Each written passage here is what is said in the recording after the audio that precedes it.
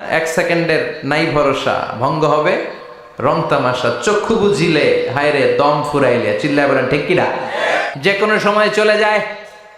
এই গানের যিনি সিঙ্গার ছিলেন, আমরা তখন ছোট, ফিরোজ শাহ বা ফিরোজ শাহ নামের, এক সেকেন্ডের নাই ভরসা, ভঙ্গ হবে রং তামাশা, চক্ষু বুঝিলে হায়রে দম ফুরাইলে, এই গানটা উনি গাইতে গাইতে স্টেজে মারা গিয়েছিলেন। অনেকে খাওয়ার টেবিলে বসে মারা যায়, আছে না নাই? ফুটবলার ফুটবল খেলতে খেলতে মরছে, দেখেন নাই? ক্রিকেট খেলতে খেলতে মইরা যায়, আছে না নাই? রেসলিং খেলতে খেলতে মারা যায়, দেখেন নাই? কত ধরনের মরণ। আল্লাহ তুমি আমাদেরকে ভালো মরণ দিও, ইমানি মরণ দিও। ইমানের পথে অবিচল থেকে আমার মরণ যেন হয়। ইন্নাল হামদালিল্লাহি নাহমাদুহু ওয়া নাস্তাঈনুহু ওয়া নাস্তাগফিরুহু ওয়া নু'মিনু বিহি ওয়া নাতাওয়াক্কালু আলাইহি ওয়া না'উযু বিল্লাহি মিন শুরুরি আনফুসিনা ওয়া মিন সাইয়্যাতি আ'মালিনা মান ইয়াহদিহিল্লাহু ফালা মুদিল্লা লাহু ওয়া মান ইউদ্লিল ফালা হাদিয়া লাহু আই ফালান তাজিদ লাহু ওয়ালিয়াম মুরশিদা। ونشهد أن لا إله إلا الله وحده لا شريك له هو الذي لا ضد له ولا ند له لا مثل له ولا مثيل له لا وزير له ولا كفيل له لا شبه له ولا شبيه له لا ولد له ولا والد له وهو الواحد الفرد الصمد لم يلد ولم يولد ولم يكن له كفوا أحد. ونشهد أن سيدنا ونبينا وحبيبنا وبشيرنا ونذيرنا وطبيبنا وطبيب أرواحنا وحبيبنا وحبيب ربنا محمدا عبد الله ورسوله أرسله بالحق بشيرا ونذيرا وداعيا إلى الله بإذنه وسراجا منيرا. أما بعد فقد قال الله تعالى في كلامه المجيد وفي فرقانه الحميد أعوذ بالله من الشيطان الرجيم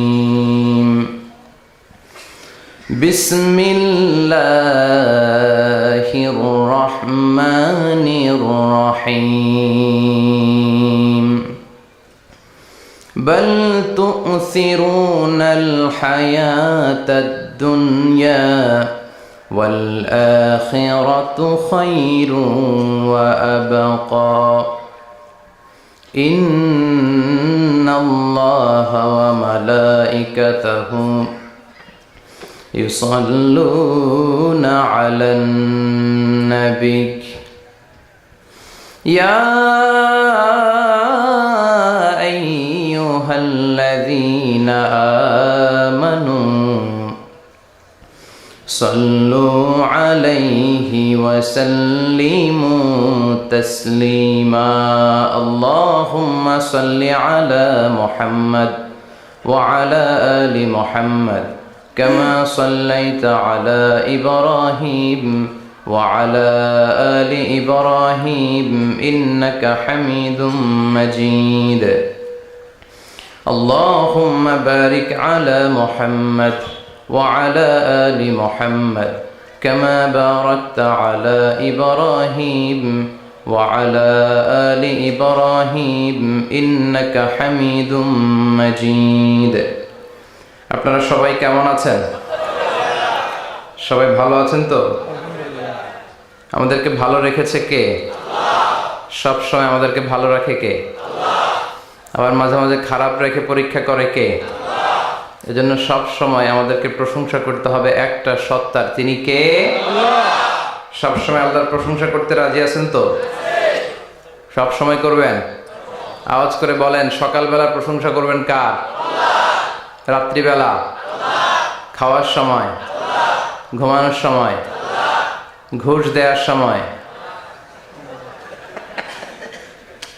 ঘুষ দেয়া যাবে, কিন্তু কেউ দিলে নেওয়া যাবে?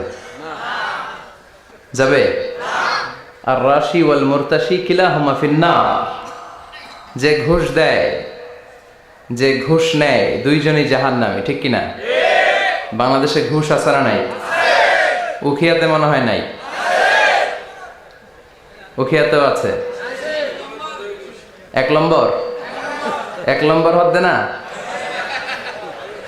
এক নম্বর হদ্দে। তো ঘুষ আছে বাংলাদেশে। আর রাশি ওয়াল মুরতাশি কিলাহুমা ফিন্নার, ভয়ঙ্কর স্টেটমেন্ট বিষ্ণুনবীর। ঘুষ যে দেয়, যে নেয়, দুইজনই জাহান্নামী। আল্লাহ তুমি হেফাজত করো। এই ঘুষ বন্ধের জন্য একটা কমিশন আছে না এদেশে? দুদক, ল্যাংড়া দুদক। কি দুদক? দুর্নীতি বন্ধের জন্য এই কমিশনের আবির্ভাব। কিন্তু এই কমিশনের ভিতরে দুর্নীতি আছে না নাই?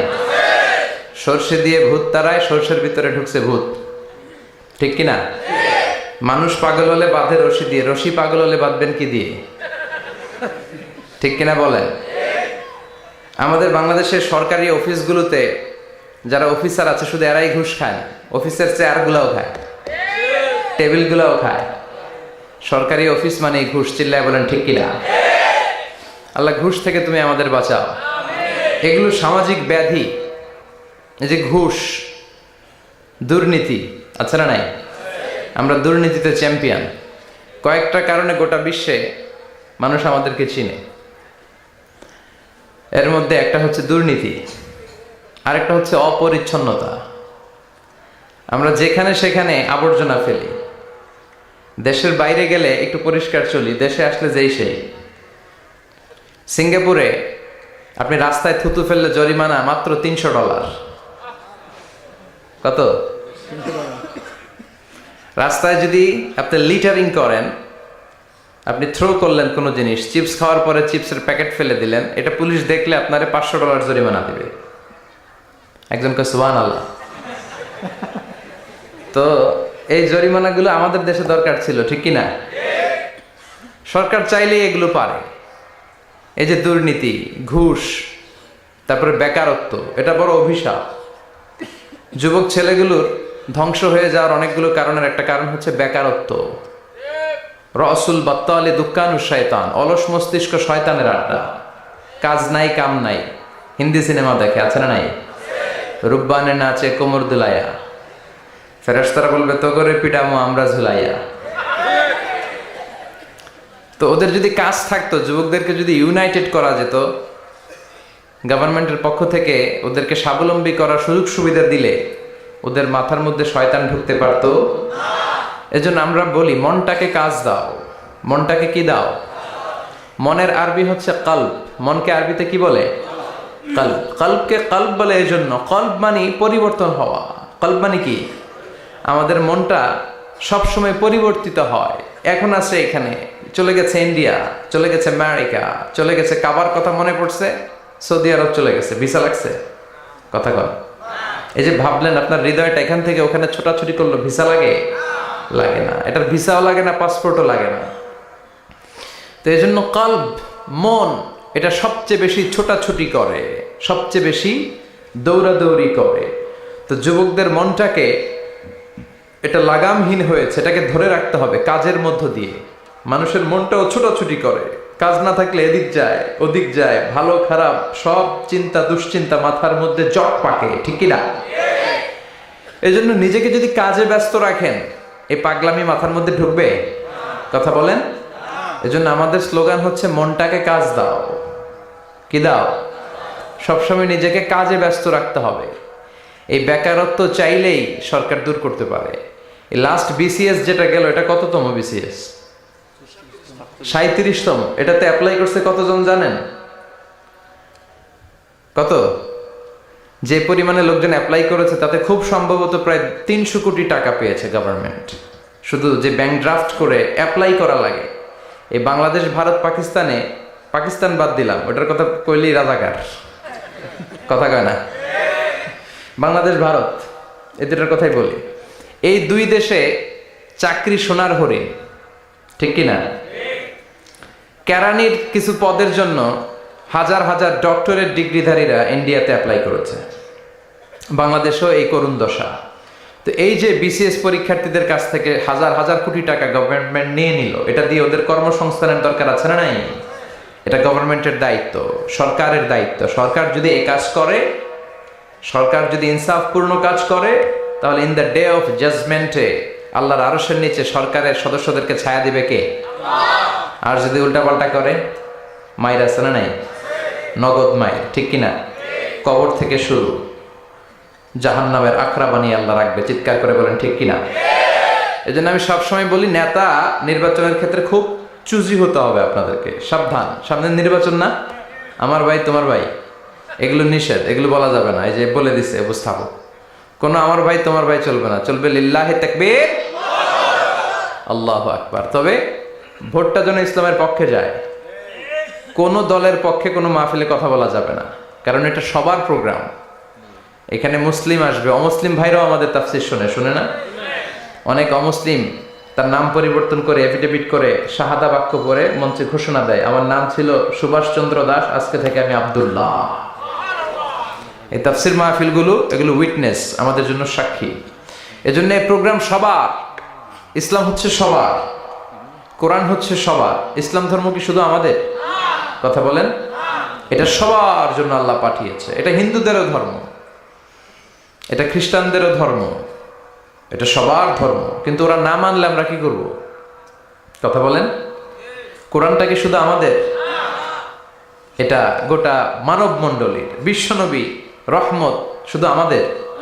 রাহমাতাল লিল I have sent you as a mercy and blessing for the entire world, for the entire universe.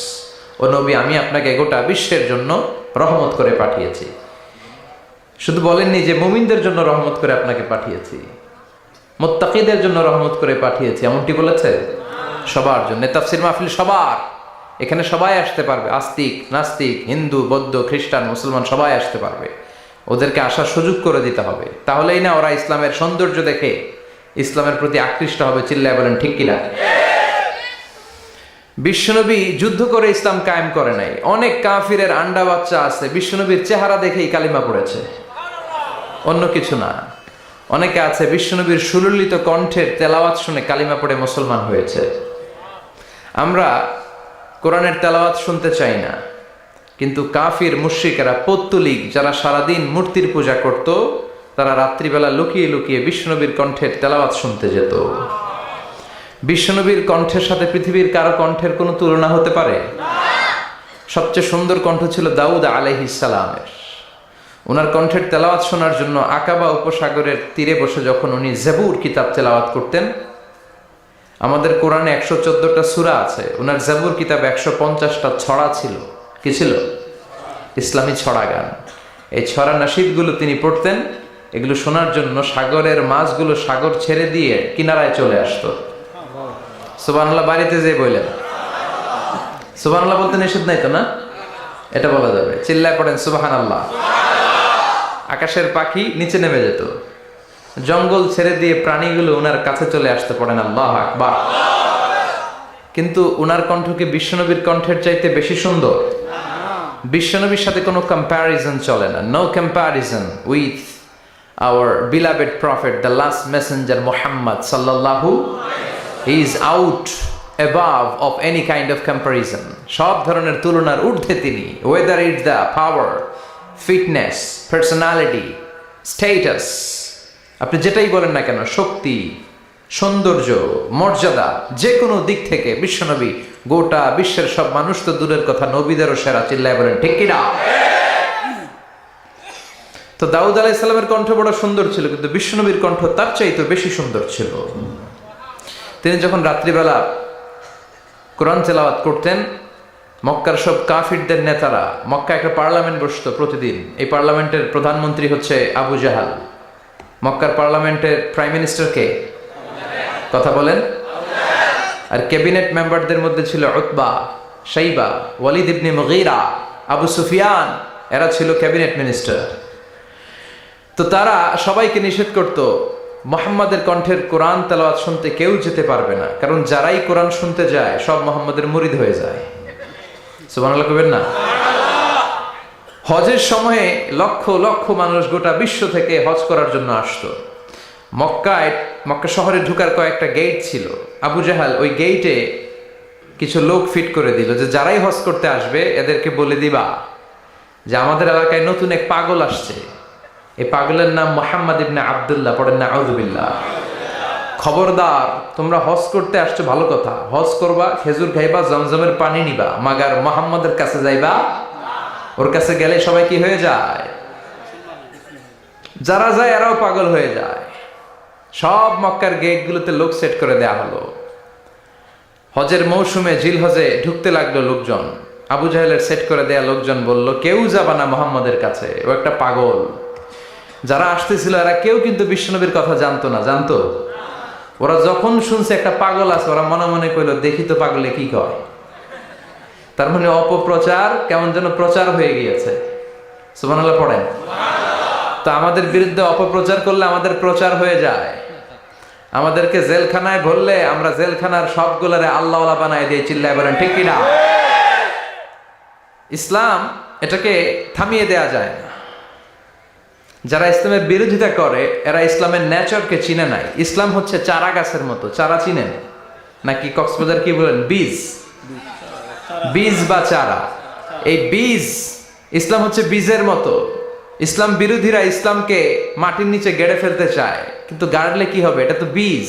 মাটির নিচে বীজ গাড়লে কি হয়? সুবহানাল্লাহ কইবেন না? মক্কার গেটগুলোতে দাঁড়িয়ে দাঁড়িয়ে অপপ্রচার শুরু করে দিল। Don't go to Muhammad, he is completely mad. পাগল, যেও না। সবার মনে চিন্তা, ঘটনা কি? কে মুহাম্মদ? নাম শুনি নাই।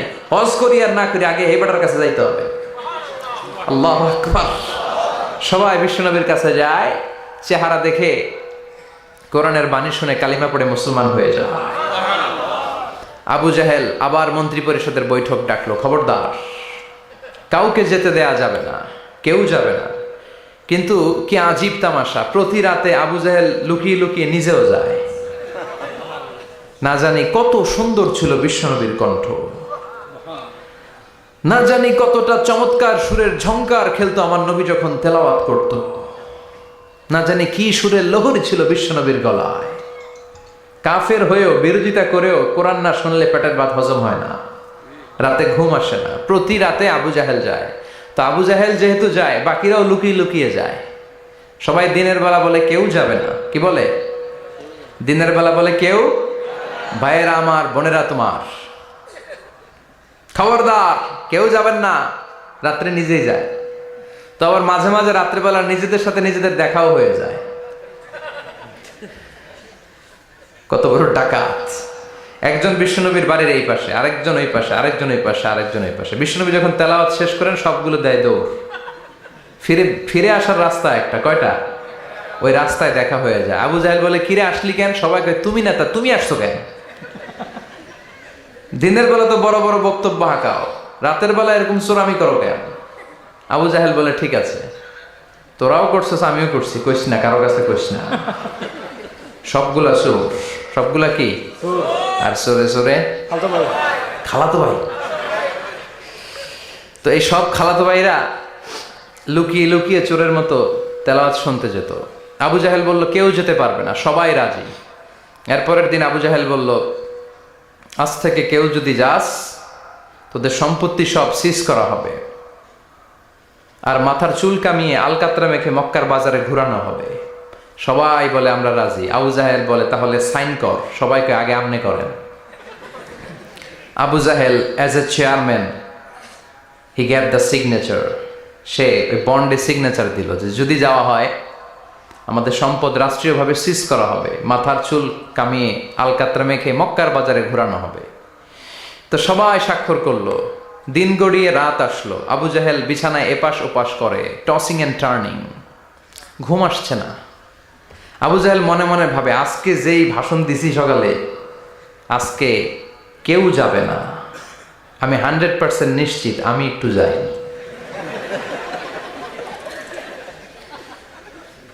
মজার ব্যাপার হলো উতবা, সাইবা, ওয়ালিদ ইবনে মুগীরা তারাও নিশ্চিত যে কেউ যাবে না। তারাও বাড়িতে বসে নিশ্চিত যে কেউ যাবে না, আমি একটু। আজকেও সব খালাতো ভাইয়েরা কেউ ডানে, কেউ বায়ে, কেউ সামনে পেছনে। বিশ্বনবীর বাড়িটা এখন যেখানে, এটা সৌদি গভর্নমেন্ট ওই জায়গায় লাইব্রেরি করে রেখেছে। লাইব্রেরি, জ্ঞানের আলো বিতরণ হচ্ছে, গেলেই ফ্রি বই। ফ্রান্সের মানুষ ফ্রেঞ্চ ভাষায় ট্রান্সলেট করা কোরআনের অনুবাদ, বাঙালি বাংলা ভাষায়, ইন্ডিয়ান হিন্দি ভাষায়, কেরালা ভাষায়, মান্ডারিন, ইংরেজিতে তো আছেই। বিশ্বনবীর ওখানে গেলেই বই। তার পাশেই এই প্রাইম মিনিস্টারের বাড়ি, মানে আবু জাহেলের বাড়ি। ওইখানে গেলে ফ্রি দুর্গন্ধ পাওয়া যায়, ফ্রি, কোনো টাকা দেওয়া লাগবে না। আর বাংলাদেশের হাজিরা ওইখানে গেলে সবাই ওইটারে খোঁজে, বাংলাদেশিরাও খোঁজে, পাকিস্তানিরাও খোঁজে, চায়নার উইগুর প্রদেশের যারা, আমাদের সাথে অনেক কিছু মিল আছে। হানাফি স্কুল অফ থট তারা প্র্যাকটিস করে। সবাই জেদ্দাতে নেমেই আগে বলে আবু জাহেলের বাড়ি কই। সবাই বলে আপনি তো আসছেন উমরা করতে, আবু জাহেলের বাড়িতে কি করবেন? কই যাইয়া হাইগা ভরাই দিয়ে আসুন। প্রাইম মিনিস্টারের বাড়িতে যে গোটা বিশ্বের মানুষ পায়খানা করে দুর্গন্ধ করে দিয়ে আসে। এজন্য প্রাইম মিনিস্টারদেরকেও সাবধান হওয়ার দরকার আছে না নাই? চারদিকে সব খালাতো ভাইরা সেট আপ, প্রাণ ভরে আজকে শুনবো। প্রতিদিন দেখা হয়ে যায়, আজকে কারো সাথে দেখা হবে না। তো সবাই প্রাণ ভরে বিশ্বনবীর কণ্ঠের জাদুমাখা তেলাওয়াত শুনে, বিশ্বনবী কোরআন তেলাওয়াত যখন শেষ করলেন সবগুলা দিছে দৌড়। কিন্তু ফিরে যাওয়ার রাস্তা কয়টা? আজকেও দেখা। আজকে কেউ কাউরে কিছু বলে না, সবার মাথা নিচের দিকে। আবু জাহেলও নিচে তাকায় আছে লজ্জায়। উতবা, সাইবা, ওয়ালিদ ইবনে মুগীরা, পুরো দেশের মিনিস্ট্রি ক্যাবিনেট সবগুলা নিচের দিকে। ওদিকে মশার কামড় আছে না নাই? দীর্ঘক্ষণ নিচের দিকে তাকিয়ে থাকার পরে আবু জাহেল কয়, চল, যা হইছে হইছে, যা হইছে হইছে। কালকে থেকে আমরা সব চোরগুলা রাত্রে এক লগে ঘুমাবো, যাতে করে কাউকে ফাঁকি দিয়ে কেউ যেতে না পারে। এই গল্পটা শোনানোর উদ্দেশ্য হচ্ছে এটা যে বিশ্বনবীর কণ্ঠটা যেন তেন কণ্ঠ ছিল না, অসাধারণ একটা কণ্ঠ ছিল, যে কারণে এই কোরআনের বিরোধিতা করেও তারা এই কণ্ঠের তেলাওয়াত শোনার জন্য পাগল হয়ে যেত। সুবহানাল্লাহ পড়বেন না? এজন্য যুবক ভাইয়েরা, তোমাদের সময়গুলোকে কাজে লাগাতে হবে। অলসতা যেন তোমাদেরকে শয়তান তোমাদের মাথায় আড্ডা না বসায়। এজন্য গভর্নমেন্টের দায়িত্ব হচ্ছে তাদের কর্মসংস্থানের ব্যবস্থা করা। সব কাজ আবার গভর্নমেন্টের উপর চাপালে চলবে না। আমাদের দেশে যে সিস্টেমটা, একটা বাজে সিস্টেম চালু হয়েছে, যারা ভোটে জিতে ক্ষমতায় আসে সব দায়িত্ব এদের, বিরোধী দলের কোনো দায়িত্ব নেই, তাই না? আবার ওই বিরোধী দল যদি ক্ষমতায় যায়, পুরো দেশের মা বাপেরা, অন্য দলের কোনো খাওয়া নাই, আছে খালি মায়ের। কথা কন? আবার নির্বাচনে হাইরে গেলে ওরা খায় মায়ের, আমরা খালি মারামারি দেখি রেসলিং টিভিতে, আচ্ছা না নাই? তো এটা ঠিক না। কেউ সরকার গঠন করলে তাদের উচিত বিরোধী দলের মধ্যে যারা ক্যাপাবল, লিডারশিপ কোয়ালিটি আছে তাদেরকে নিয়েও কাজ করা। হ্যাঁ, লিডারশিপ আমাদের থাকবে, প্রধানমন্ত্রী আমরা গঠন করব, কিন্তু বিরোধী দলের যে এত বড় অক্সিলিয়ারি ফোর্স, এত বড় লক্ষ লক্ষ মানুষ জনসভায় তারা যুক্ত হয়, ওদের বিরুদ্ধে জেল জরিমানা দিয়ে আমার দেশের কি লাভ? কথা বলেন? দেশটা আমাদের সবার না? নাকি বিরোধী দলে গেলে আর দেশের জন্য মায়া নাই, সব দায়িত্ব সরকারের? আসেন এগুলো থেকে বেরিয়ে আসি। আসবেন? আপনাদের সিদ্ধান্তই পারে এই বাজে প্র্যাকটিস থেকে আমার দেশটার হেফাজত করতে। সবাই রাজি আছেন তো? এজন্য গভর্নমেন্টের উচিত এই বেকারত্ব দূর করা। এলাকার যারা বিজনেস ম্যাগনেট আছে তাদের উচিত বেকারত্ব দূর করে দেয়া। বেকারত্ব দূর করে দেওয়ার মতো সওয়াবের কাজ পৃথিবীতে নাই। সুবহানাল্লাহ পড়েন। অনেকে মনে করে নামাজ পড়লেই সওয়াব, রোজা রাখলেই সওয়াব। না, আপনি যদি একজনের কর্মসংস্থানের ব্যবস্থা করে দেন, তার মাধ্যমে যদি ফ্যামিলিটা চলে, এর চেয়ে বড় সওয়াবের কাজ আর নাই। একজন অসুস্থ, রক্ত দরকার, গা থেকে রক্ত দিয়ে দিলেন, এর চেয়ে সওয়াবের কাজ আছে? এক জায়গায় গাছ লাগিয়ে দিলেন, রোহিঙ্গার ভাইয়েরা না খেয়ে মরে, টিউবওয়েল লাগিয়ে দিলেন, এর চেয়ে বড় ইবাদতের কাজ আর আছে? কথা বলেন। এজন্য ইসলামটাকে সামগ্রিক ভাবে বুঝতে হবে। আল্লাহ তুমি তৌফিক দাও। আরো জোরে পড়েন আমিন। উখিয়া উপজেলার অন্তর্গত রাজা পালং ইউনিয়নের আজকের এই প্রোগ্রাম 2 দিন ব্যাপী। সভাপতি আলহাজ মাওলানা AKM আবুল হাসান আলী সাহেব, প্রিন্সিপাল রাজা পালং ফাজিল ডিগ্রি মাদ্রাসা। হুজুর আসছে? আপনি? মাশাআল্লাহ, হুজুর চলে আসছে। মাওলানা আব্দুর রহিম খতিব, তুরবিল কেন্দ্রীয় জামে মসজিদ। গতকাল কথা বলেছেন মাওলানা মোল্লা নাজিমউদ্দিন সাহেব। ছিলেন আপনারা? বৃষ্টি হয়েছে না? বৃষ্টি হয়েছিল? আসছিলেন? বৃষ্টি ও রহমত, ঠিক কিনা? বৃষ্টি পাঠায় কে? বৃষ্টির মালিক কে?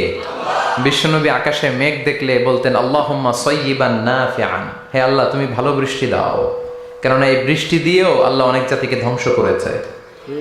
বৃষ্টি দিয়ে মানে অতিবৃষ্টি দিয়ে আল্লাহ বন্যা দিয়ে গোটা দুনিয়াটাকে ভাসিয়ে দিতে পারে কি পারে না? এজন্য মেঘ দেখলে এত আনন্দিত হয়েন না। বৃষ্টি দেখলে অনেকে গান বাজায়, আছে না নাই? এই বৃষ্টি ভেজা রাতে তুমি চলে যেও না, গান গায় না? না, আপনি আল্লাহর কাছে দোয়া করবেন আল্লাহুম্মা সাইয়্যিবান নাফিআন, আল্লাহ তুমি বরকতের বৃষ্টি দাও। আল্লাহুম্মা গাইসান মুগীসান মারিআন মুরিআন নাফিআন গায়রা দার। বিষ্ণুই পড়তেন আল্লাহ এই বৃষ্টিটা যেন উপকারী হয়, এই বৃষ্টি থেকে যেন ঘাস লতা পাতা কিছু পায়, এই বৃষ্টিটা যেন আমাদের জন্য বরকতময় হয়, যেন কল্যাণময় হয়, কোনো ক্ষতির কারণ যেন না হয়, তুমি কবুল করো।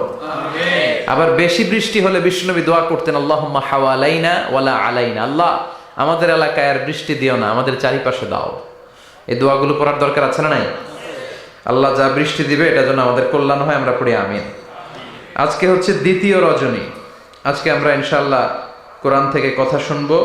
মহিলাদের জন্য প্রজেক্টরের মাধ্যমে মাহফিল দেখার ব্যবস্থা আছে। যারা এই প্রোগ্রামের সাথে সম্পৃক্ত আল্লাহ তাদের সবাইকে কবুল করুন।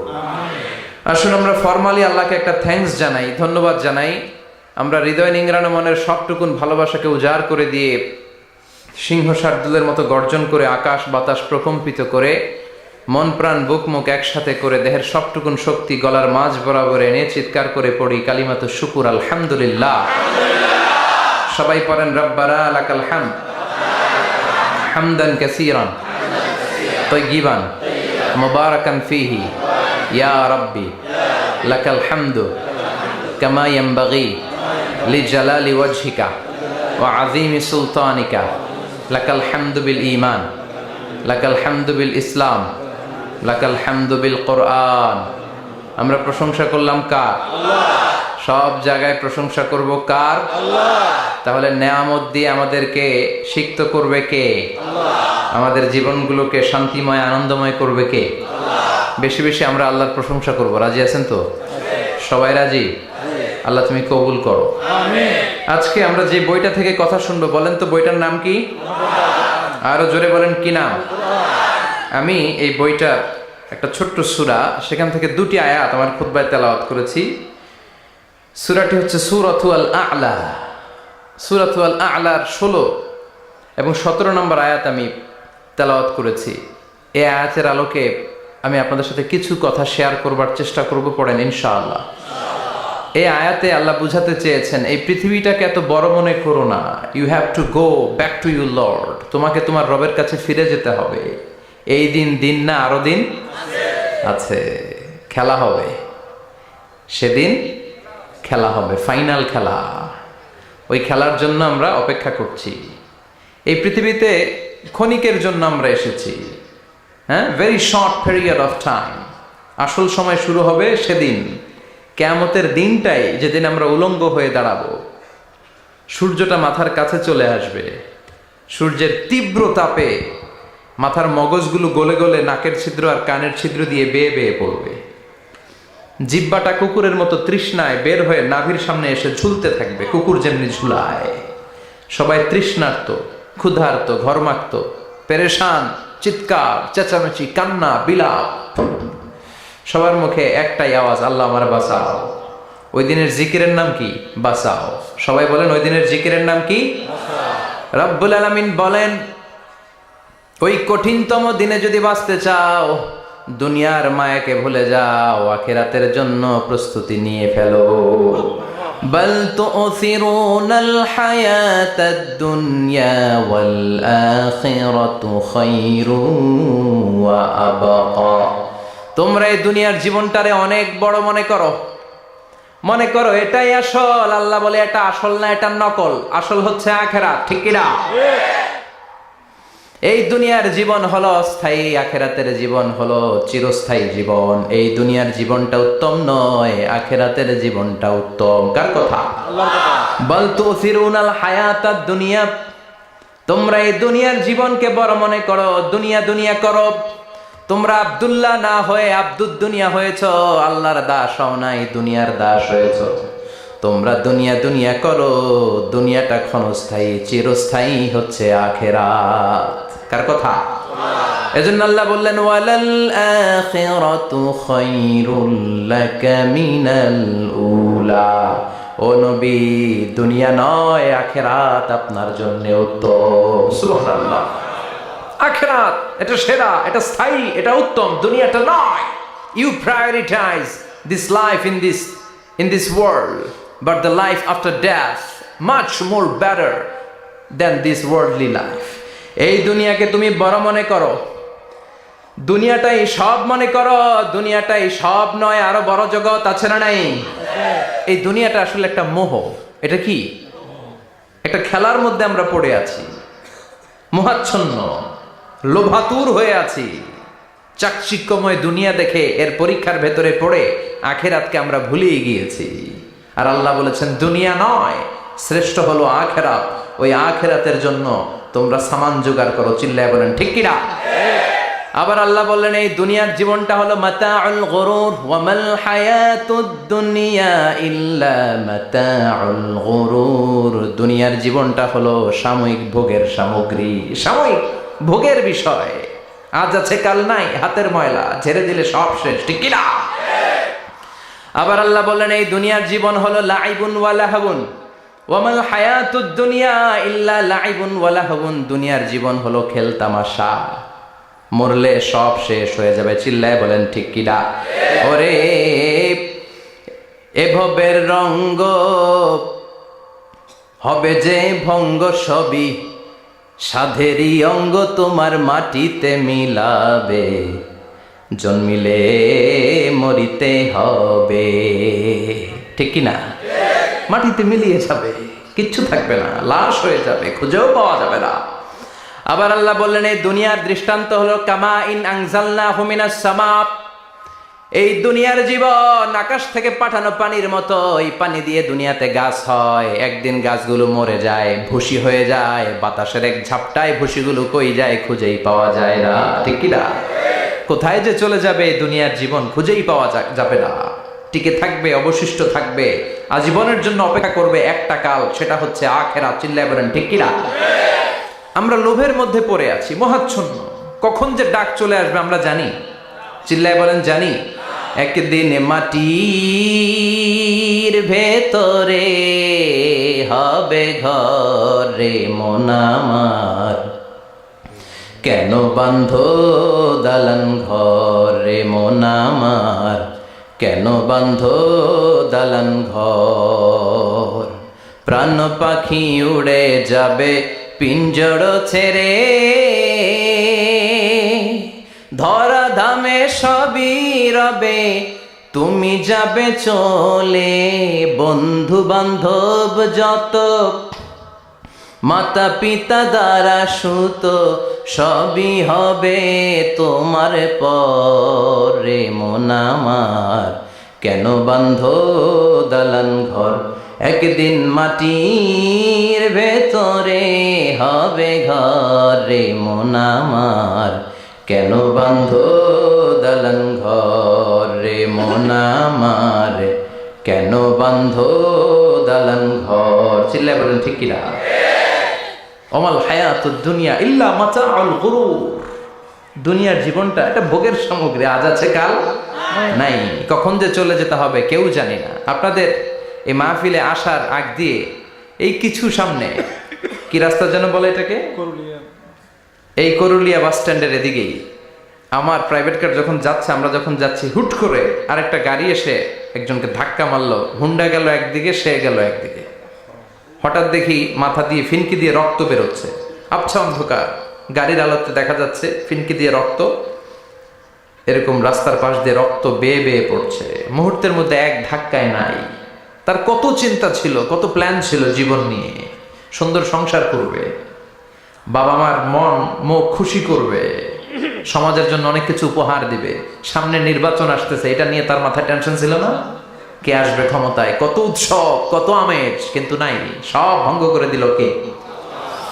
আজকে রাতে আমাদেরও এরকম ঘটতে পারে কি পারে না? এই মাহফিল থেকে সহি সালামতে বাসায় ফিরতে পারবো গ্যারান্টি লেটার আছে নাকি? আরো আধা ঘন্টা বাঁচবো গ্যারান্টি? আরো 10 মিনিট শ্বাস যেটা নিলাম এটা ফেলতে পারবো গ্যারান্টি? কথা বলেন। আমাল হায়াতুদ দুনিয়া ইল্লা মাতাউল গুরুর। আল্লাহ বললেন এটা ভোগের সামগ্রী। এই দুনিয়ার জীবন খেলতামাশার জীবন, মোহের জীবন, মোহের ভেতরে পড়ে আখিরাতকে তোমরা ভুলে গিয়েছো। দুনিয়া আসল নয়, আসল হলো আখিরাত, ঠিক কি না? এই দুনিয়ার জীবনটা হলো 4টা স্বর্ণের টুকরার 3টা লাশের মতো। মনোযোগ দিয়ে শুনবেন, কয়টা স্বর্ণের টুকরা? লাশ কয়টা? বনি ইসরায়েলের জামানাতে 3 যুবক ভাগ্যের সন্ধানে, ভাগ্য চেঞ্জ করার জন্য কাজের সন্ধানে তারা বের হয়েছে। পথিমধ্যে গুপ্তধন পেয়েছে, 4টা স্বর্ণের টুকরা পেয়েছে 3 জন। কয়জন? কয়টা স্বর্ণের টুকরা? 4টা স্বর্ণের টুকরা পেয়ে মহা খুশি, খুশিতে বাকবাকুম। কে আমাদেরকে পায়? আজকে স্বর্ণের টুকরা ভাগ করে আমরা অনেক ধনী হয়ে যাব। এক বন্ধু বলল, পেটে অনেক ক্ষুধা লেগেছে, আগে বাজার থেকে খাবার নিয়ে আয়, তারপরে 3 জন বন্ধু মিলে 4টা স্বর্ণের টুকরা ভাগ করে নিয়ে যাব। এক বন্ধুকে বাজার থেকে রুটি কিনে আনানোর জন্য পাঠিয়েছে। বাকি 2 বন্ধু এবার বসে বসে পরামর্শ করে, ওইটারে যদি মেরে ফেলতে পারি ভাগ বটোয়ারার দরকার নাই, তুই নিবি 2টা, আমি নিব 2টা। সহজ হয়ে গেল না? ও নিবে 2টা, এ নিবে 2টা, আর ওটার মেরে ফেলবো। যেটা রুটি আনতে গেছে সেটা মনে মনে ভাবে, রুটিতে যদি বিষ মিশাতে পারি। কি মিশাতে পারি? আর ওই 2টারে যদি খাওয়াইতে পারি তাহলে সব আমার, গোটা দুনিয়া আমার, দুনিয়াকে মজা লেলো, দুনিয়া তোমার। যে চিন্তা ওই কাজ। রুটির মধ্যে বিষ মেখে এনে বন্ধুদের কাছে দিয়েছে। 2 বন্ধু মিলে ওইটারে ঘুষান শুরু করছে। ঘুষাইতে ঘুষাইতে শেষ, একটা শেষ, উইকেট একটা পড়ছে। কয়টা? একটা। আর আছে উইকেট কয়টা? ওই 2 উইকেট। কয় ক্ষুধা লাগছে এটারে মারতে, অনেক কষ্ট হয়েছে, আগে খায়া লই। আগে কি করি? ওই 2টা মিলে বিষ মাখানো রুটি খেতে শুরু করেছে। বিষ খাওয়ার পর ওই 2 উইকেটও শেষ, কেউ নাই, 3টাই লাশ হয়ে পড়ে আছে, 4টা স্বর্ণের টুকরা পাশে পড়ে আছে। এটাই হলো দুনিয়ার জীবন। চিল্লায় বলেন ঠিক কিনা? এজন্য আল্লাহ বললেন, গোলাম থাকতে আসো নাই, চলে যাবা। কুল্লু নাফসিন যায়িকাতুল মাউত সুম্মা ইলাইনা তুরজাউন। সবাইকে মরতে হবে, কেউ থাকবে না। এই পৃথিবীতে প্রাণ নিয়ে যারা আগমন করার সুযোগ পেয়েছে সবাই মরবে। আজ হোক কাল, আগে হোক পরে, সবাইকে যেতে হবে। চিল্লায় বলেন ঠিক কি না? আবার আল্লাহ বললেন, আইনামা তাকুনু ইউদরিকুমুল মাউত। যেখানেই থাকো না কেন মৃত্যু তোমাদেরকে ছাড়বে না। মৃত্যু তোমাদেরকে সাক্ষাৎ করবে, মৃত্যু তোমাদেরকে খুঁজে বের করবে। যদিও সুদূর আকাশ পানে, পালাও সেথায় লাগিয়ে সিঁড়ি। আকাশের উপরে যদি বিশাল সিঁড়ি লাগিয়ে 4র্থ আকাশে চলে যান, চাঁদের মধ্যে বাড়ি করেন, মঙ্গল গ্রহে বাড়ি করেন, ওই জায়গায় মালাকুল মাউত আপনারে খুঁজে পাবে না। চাঁদেও খুঁজে পাবে, মঙ্গল গ্রহে যদি যান স্যাটেলাইট, আমাদের একটা বঙ্গবন্ধু স্যাটেলাইট চ্যানেল লঞ্চ করা হয়েছে না? ওইখানে গেলে তো আর নাই মালাকুল মউত। কথা বলেন। আল্লাহ বললেন ওয়াজাআত সাকরাতুল মাউত বিল হক, মৃত্যুর কষ্ট তোমাদের ছাড়বে না, যেখানেই তোমরা থাকো না কেন মৃত্যু ঠিকই তোমাদের পাকড়াও করবে। চিল্লায় বলেন ঠিক কিনা? আবার মৃত্যুর একটা নির্ধারিত সময় আছে, ওই সময় যখন আসে 1 সেকেন্ড আগেও আসে না, পরেও আসে না। কার কথা? লিকুল্লি উম্মাতিন আজালুন ফাইযা জাআ আজালুহা লা ইস্তাখিরুনা সাআতাও ওয়ালা ইস্তাকদিমুন। মৃত্যুর জন্য একটা নির্ধারিত টাইম আছে, টাইমটারে বেঁধে দিয়েছে কে? ওই টাইমটা যখন চলে আসে 1 সেকেন্ড আগেও আসে না, 1 সেকেন্ড পরেও আসে না, অন টাইম আসে। কিভাবে আসে? On time. কথা বলেন, সবাই বলেন অন টাইম। আরো জোরে বলেন। Death will come on time. Death never late. মৃত্যু যখন আসে অন টাইমে আসে, নির্ধারিত একটা সময় আসে, ওই সময়ের আগেও আসে না, পরেও আসে না। 1 সেকেন্ড আগেও আসবে না, পরেও আসবে না। মনে করেন আপনাকে রব্বুল আলামিন 60 বছরের হায়াত দিয়েছে, আপনার বয়স এখন 50 বছর, আরো বাকি কয় বছর? এখন গোটা বিশ্বের সবাই মিলে যদি আপনারে মারতে চায়, কিছু করতে পারবে নাকি? কথা বলেন। আবার রব্বুল আলামিন আজ রাত 12টায় আপনার হায়াত কেড়ে নেবে, মালাকুল মাউত এসে রুহু কবজ করবে। দুনিয়াতে আর থাকার কোনো পারমিশন আপনার নাই, থাকার কোনো সুযোগ নাই। গোটা বিশ্বের সবাই মিলে যদি আপনারে রাখতে চায়, রাখতে পারবে নাকি? কথা বলেন। চলে যেতে হবে। এই পৃথিবীতে আসার একটা সিস্টেম থাকে, যাওয়ার কোনো সিস্টেম নাই, ঠিক কি না? আসার সময় আগে আসছে আমার দাদা, তারপর আমার বাবা, তারপরে আমি, তারপরে আমার ছেলে, তারপরে আমার নাতি, তারপরে তার ছেলে, ঠিক কি না? তার মানে আসার একটা সিরিয়াল আছে, যাওয়ার কোনো সিরিয়াল আছে নাকি? কথা কন। নাকি সিস্টেম দাদা আগে আসছে, দাদাই আগে যাবে, নাতি যেতে পারবে না? কথা বলেন। দাদার আগে নাতি মরে, এরকম আছে না নাই? মায়ের আগে মেয়ে যায়, আছে না নাই?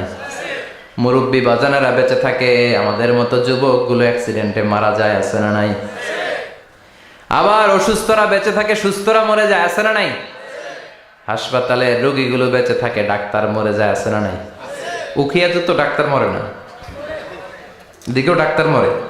ওনারা না বাঁচায় মানুষরে? হ্যাঁ হ্যাঁ, আল্লাহ বাঁচায়, ডাক্তার হচ্ছে ওয়াসিলা। চিল্লা এখন ঠিক কিনা? তার মানে এই মরণের একটা সিরিয়াল, দুনিয়ার থেকে চলে যাওয়ার কোনো সিরিয়াল থাকে না, মরে যাওয়ার সিরিয়াল থাকে না, আসার একটা সিরিয়াল থাকে, যাওয়ার কোনো সিরিয়াল থাকে না। কি বলেন? জোরে বলেন। আবার চলে যাওয়ার কোনো ভরসা নাই, 1 সেকেন্ডের মধ্যে সব হয়ে যায়। একটা সঙ্গীত আছে না, 1 সেকেন্ডের নাই ভরসা, ভঙ্গ হবে রং তামাশা, চক্ষু বুঝিলে হায় রে দম ফুরাইলে। চিল্লায় বলেন ঠিক কিনা?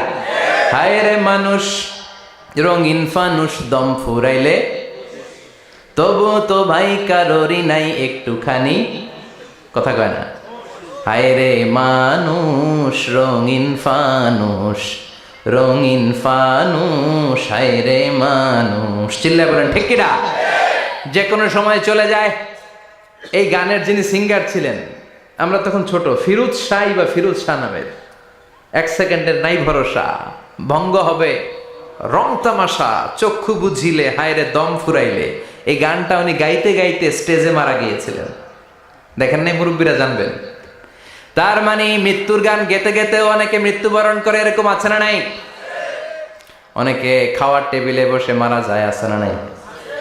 ফুটবলার ফুটবল খেলতে খেলতে মরছে, দেখেন নাই? ক্রিকেট খেলতে খেলতে মইরা যায়, আছে না নাই? রেসলিং খেলতে খেলতে মারা যায়, দেখেন নাই? হ্যাঁ, এরকম ভিডিও দেখা যায় যে প্রতিপক্ষকে রেসলিং খেলায় মারতে মারতে শেষ, এখনই জিতে যাবে, হঠাৎ করে তাকায় কিচ্ছু বোঝে না, হঠাৎ করে জমিনে উল্টে পড়ে যায়, রেফারি এসে মাটিতে বাড়ি মারে, আর লড়ে না, আছে না? রেফারি কি করে? মাটিতে বাড়ি মারে, এতক্ষণ সে জিতে যায়, এখন আর নড়েই না। তাকাতে তাকাতে দুনিয়া থেকে নাই। অনেক টেলিভিশনের নিউজ রিপোর্টার রিপোর্ট করতে করতে নাই, দম ফুরাইলে ঠুস শেষ হয়ে যায়। অনেকে অ্যাক্সিডেন্টে মরে, সড়ক দুর্ঘটনায়, অনেকে বিমান দুর্ঘটনায় মরে, আকাশে মরে না। অনেকে পানিতে ডুবে মরে, অনেকে আগুনে পড়ে মরে, অনেকে ক্রস ফায়ারে মরে, আছে না নাই? আবার অনেকে রাত্রিবেলা বিছানায় ঘুমোতে যায়, সকালে আর ওঠে না। কত ধরনের মরণ। আল্লাহ তুমি আমাদেরকে ভালো মরণ দিও, ইমানি মরণ দিও। ইমানের পথে অবিচল থেকে আমার মরণ যেন হয়। ইমানের পথে অবিচল থেকে আমার মরণ যেন হয়। তোমারই কাছে মিনতি আমার, তোমারই কাছে মিনতি আমার, মহামহিম দয়াময়। ইমানের পথে অবিচল থেকে আমার মরণ যেন হয়। চিল্লায় পড়ে না আমিন। তার মানে কে কোথায় মরবো আমরা কেউ জানি নাকি? ওমা তাদরি নাফসুম বিআইয়ি আরদিন তামুত, কোন জায়গায় মরবা, কখন মরবা কেউ আমরা জানি না, কিন্তু মরবো সবাই জানি, ঠিক কি না? কুল্লু নাফসিন যায়িকাতুল মাউত, প্রত্যেকটি আত্মার মৃত্যুবরণ করতে হবে, এটা আমরা সবাই জানি। The most certain thing in life is death, but the most uncertain thing in our life is the time of death. এ জীবনের সবচেয়ে সুনিশ্চিত বিষয় হলো মরণ, সবচেয়ে অনিশ্চিত বিষয় হলো মরণের সময়। চিল্লা এখন ঠিক কিনা? মরবো যে আমরা সবাই জানি, কিন্তু কোথায় মরবো আমরা কেউ জানি? জানি আমরা? সবাইকেই মরতে হয়, জন্মালেই মরতে হবে, চলে যেতে হবে, থাকা যাবে না। এটাই হলো পৃথিবীর পদ্ধতি। জীবনের সবচাইতে নির্মম ঘটনা হচ্ছে মরণ, সবচাইতে ভয়ঙ্কর অভিজ্ঞতা। কোন প্রাণীর জন্য সর্বোচ্চ এবং সবচাইতে ভয়ঙ্কর অভিজ্ঞতা হচ্ছে মৃত্যু। এবং এত ভয়ঙ্কর অভিজ্ঞতা, এই অভিজ্ঞতাটা কারো কাছে শেয়ার করে যাওয়া যায় না। মরার সময় কেউ বলে যেতে পারছিল আমার মরতে এমন লাগছে, কইতে পারছে? কেমন লাগছে বলতে পারে? বলা যায় না। তার আগেই চলে যেতে হয় শৈশব, কৈশোর, যৌবন, বার্ধক্য, প্রৌঢ়ত্ব, হ্যাঁ, বয়সের ছাপ, কালো চুল দাড়ি সাদা হয়ে যাওয়া, দাড়ি চুলের শুভ্রতা, দুর্বলতা। This is the circle of life. ছোট্ট ছিলাম, বড় হলাম, সিঙ্গেল ছিলাম, ডাবল হলাম, তারপরে বাবা হলাম, তারপরে শ্বশুর হলাম, তারপরে নানা হলাম, তারপরে চলে যেতে হবে। This is the circle of life. চিল্লায় বলেন ঠিক কিনা? এই যে মুরব্বীরা, দাড়ি পাকা মুরব্বী যারা আছে, আপনারা কি মনে করছেন মায়ের পেট থেকে এরকম মুরব্বী হয়ে বেরিয়েছিল? কিরকম বের হয়েছিল? তারাও ওয়া ওয়া করেছে, এরাও ফিডার খাইতো, এই চাচারা খায় নাই? এরাও ফিডার খেত, এরাও মায়ের বুকের দুধ খেত, এরাও ছোট্ট বাচ্চাদের মতো গরমকালে পানির মধ্যে ডুবাইতো। স্কুল ফাঁকি দিয়ে বাচ্চারা ডুবায়, আছে না নাই? উখিয়াতে এরকম নাই? ছোট্ট বাচ্চা ছিল, বড় হলো, বার্ধক্যে উপনীত হলো। This is the circle of life. চলে যেতে হবে। বিশ্বনবী বললেন আমার উম্মতি মা বাইনা সিত্তিনা ইলা সাবঈন, আমার উম্মতের গড় বয়স হলো 60 থেকে 70। এই উম্মতের গড় বয়স কত? 60 থেকে 70। ওয়া আকাল্লুহুম মাইয়াজুজু যালিক, অল্প কিছু মানুষ আছে যারা 70-এর বেশি হায়াত পায়। এখানে 70-এর বেশি আছেন কারা? হাত তোলেন দেখি তো। কয়জন? একজন, দুইজন, তিনজন। মাশাআল্লাহ, আল্লাহ আরো হায়াত দেখ, আল্লাহ এদেরকে আরো হায়াত দারাজ করুক। চিল্লায় বলেন আমিন। তার মানে আমার উম্মতি মা বাইনা সিত্তিন ইলা সাবঈন, বিশ্বনবী বললেন এই উম্মতের গড় বয়স 60 থেকে 70, আর 70-এর বেশি হায়াত পাবে। ওয়া আকাল্লুহুম মাইয়াজুজু যালিক, 70-এর বেশি পাবে হাতে গোনা, গুনে বের করে ফেলা যায় একজন, দুইজন, তিনজন, বাকি সব 60-এর আগে নাই। ঠুস। চিল্লা এখন ঠিক কিনা? বাংলাদেশের গড় হায়াত কত মানুষের? 60। বিশ্বনবীর কথার সাথে মিলে গেছে। চিল্লায় পড়েন সুবহানাল্লাহ। এই জন্য বিশ্বনবী বলেন এই যে মুরব্বীদের দাড়ি পাকে, এই যে রাস্তায় অ্যাক্সিডেন্ট হয়, এই যে ক্যান্সারে আক্রান্ত হয়ে লোকজন মারা যায়, তার উপরেও কি টনক নড়ে না? এরপরেও কি বিবেকে ধরে না যে তোমাকে চলে যেতে হবে? আকসিরু যিকরা হাযিমিল লাযযাত, জীবনের সব সাতকে পাংশা করে দেয়, ওই মরণকে স্মরণ করো। মরণকে স্মরণ করলে জাহান্নাম বরণ করা লাগে না। চিল্লায় বলেন ঠিক কিনা? আবার আল্লাহ বললেন, গোলাম, স্পেশাল একজন ফেরেশতা আমি মরণের জন্য সিলেক্ট করলাম, নাম মালাকুল মাউত। তাকে আমরা আজরাইল বলে চিনি। এই মালাকুল মাউত তার বাহিনী নিয়ে নির্ধারিত টাইমে গোটা বিশ্বের সব মানুষের রূহ কবজ করে। অন টাইম নাকি দেরি করে? মালাকুল মাউত আগেও আসে না, পরেও আসে না। সুবহানাল্লাহ পড়েন। সাইয়েদনা সুলাইমান আলাইহিস সালাম জামানাতে ওনার এক ওয়াজির ছিল, মন্ত্রী। ওই মন্ত্রীকে নিয়ে উনি বৈঠক করতেন। ওনার সময় উনি মালাকুল মাউতের সাথে বৈঠক করতেন। শুনতেছেন? আপনাদের মনোযোগ আছে তো? উনি বৈঠকে বসেছেন, মালাকুল মাউত বসা, ওয়াজিরও বসা। হঠাৎ মালাকুল মাউত ওয়াজিরের দিকে বড় বড় চোখ করে তাকাচ্ছে। বড় বড় চোখ করে তাকানোতে ওয়াজির ভয় পেয়েছে। হঠাৎ মালাকুল মাউত চলে গেল। ওয়াজির বলে, ও সুলাইমান আলাইহিস সালাম, এই যে লোকটা বড় বড় চোখ করে আমার দিকে তাকালো, এটা কে? সাইয়েদনা সুলাইমান বলে, হাদা মালাকুল মাউত। যে বর্ণনাটা বলছি এটা হাদিস না, এটা হচ্ছে ইসরাইলিয়া, জিউস ট্রেডিশন। কোরআন হাদিসের সাথে কোনো দ্বন্দ্ব নাই, তাই বর্ণনা করা যাবে। বিষ্ণু বলেছেন, বাল্লিগু আন্নি ওয়ালাউ আয়া। আবার বলেছেন, ওয়া হাদ্দিসু আন বনি ইসরাইল ওয়ালা হারাজ। বনি ইসরাইলের ট্রেডিশন বর্ণনা করো, জিউস ট্রেডিশন বর্ণনা করো, এতে কোনো সমস্যা নাই। ওয়াজির বলে, ও সাইয়েদনা সুলাইমান, বড় বড় চোখ করে যে তাকালো লোকটাকে? সাইয়েদনা সুলাইমান বলে, হাদা মালাকুল মাউত, এটা মৃত্যুর ফেরেশতা। ওয়াজিরের কলিজায় পানি নাই। এটা কি ফেরেশতা? শুনে তো পিলে চমকে গিয়েছে। কয় কি? মালাকুল মাউত তো আমার চিনে ফেলাইছে, বাড়ি চিনে ফেলছে, আমার খবর আছে। সাইয়েদনা সুলাইমান আলাইহিস সালাম জিনদেরকে দিয়ে কাজ করাতেন, মেঘমালাকে দিয়ে কাজ করাতেন, বিশাল সিংহাসন নিয়ে পৃথিবীর প্রাচ্য থেকে পাশ্চাত্যে ঘুরে বেড়াতেন। সাইয়েদনা সুলাইমানকে ওয়াজির বলে, ও সুলাইমান, মেঘমালাকে আদেশ করে দেন, আমি আর এই ফিলিস্তিনের ভূখণ্ডে থাকতে চাই না। আকাশের মেঘমালার উপরে আমারে বসিয়ে দেন, আর বলে দেন আমারে নিয়ে যেন আকাশের মেঘমালা হিন্দুস্তানের ওই দূর পর্বতে রেখে আসে। আকসা আল হিন্দ, হিন্দের সবচেয়ে দূরবর্তী জায়গায় যেন আমারে রেখে আসে। সাইয়েদনা সুলাইমান বললেন, আকাশের মেঘ যাও, আমার ওয়াজিরকে নিয়ে হিন্দুস্তানের একটা উপদ্বীপে রেখে আসো। রেখে আসা হলো। কিছুক্ষণ পর মালাকুল মাউত সাইয়েদনা সুলাইমানের কাছে হাজির। সাইয়েদনা সুলাইমান বললেন, ও মালাকুল মাউত, কই ছিলা? কই, একটু আগে হিন্দুস্তান থেকে আপনার ওয়াজিরের রূহ কবজ করে আসছি। সুবহানাল্লাহ পড়েন। এটা আবার কেমন কথা, তুমি ওইখানে গেলা কেন? কয়, রব্বুল আলামিন কিছুক্ষণ আগে আমার কাছে পায়গাম পাঠিয়েছে, যাও সাইয়েদনা সুলাইমানের ওয়াজিরের রূহটা কবজ করো। কবজ করার জায়গা হলো হিন্দুস্তানের উপদ্বীপ। কোন জায়গায়? মালাকুল মাউত এসে দেখে সুলাইমান নবীর সাথে মিটিং করে। ওয়াজির কার সাথে মিটিং করে? সুলাইমান নবীর সাথে। কিন্তু ফরমানে লেখা রূহ কবজ করতে হবে কোথায়? হিন্দুস্তানে। সুবহানাল্লাহ কইবেন না? এই জন্য বড় বড় চোখ করে আমি তাকিয়েছি, আর মনে মনে ভাবলাম টাইম তো নাই, কারণ মৃত্যু তো অন টাইমে হতে হয়, এখনই ওর রূহ কবজ করতে হবে। কেমন করে ওইখানে যাবে আমি জানি না, আমি আগে চলে যাই। মালাকুল মাউত চলে গেল, যে দেখে ওই জায়গায় ওয়াজিরও হাজির।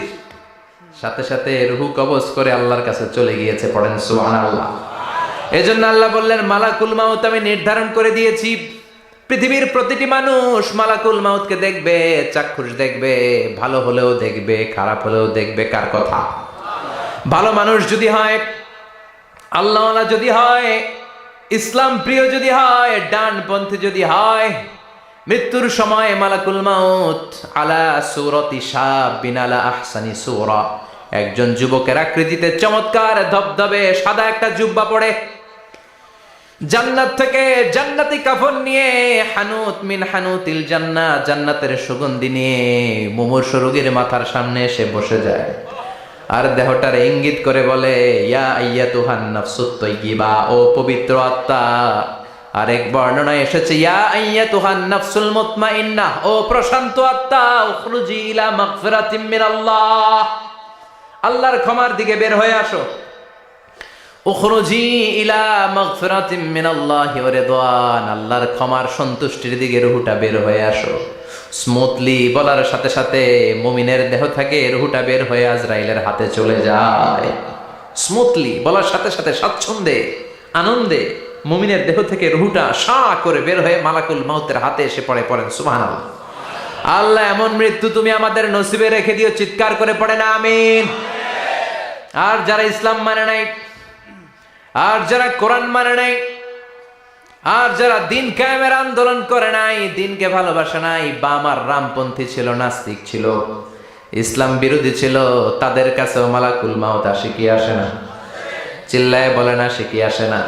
তাদের কাছেও আসে, কিন্তু আলা সূরাতি আকবাহি রাজুল, একজনের চেহারা যত ভয়ঙ্কর হতে পারে, যত নিকৃষ্ট হতে পারে, এরকম ভয়ঙ্করতম নিকৃষ্ট দুর্গন্ধওয়ালা একটা চেহারা নিয়ে আসে। রিজলাহু ফিল আরদ, পা থাকে জমিনে, রাসুহু ফিস সামা, হাদিসের বর্ণনা, পা দুইটা জমিনে, মাথা আকাশে। এসে ধমক দিয়ে জালিমের মাথার সামনে এসে বলে, ইয়া আইয়াতুহান নাফসুল খাবিসা, হে পাপাত্তা, হে অপবিত্র আত্মা, উখরুজি ইলা সাখাতিল্লাহি ওয়া গাদাবিহি, আল্লাহর রাগের দিকে, আল্লাহর অসন্তুষ্টির দিকে বের হয়ে আয়।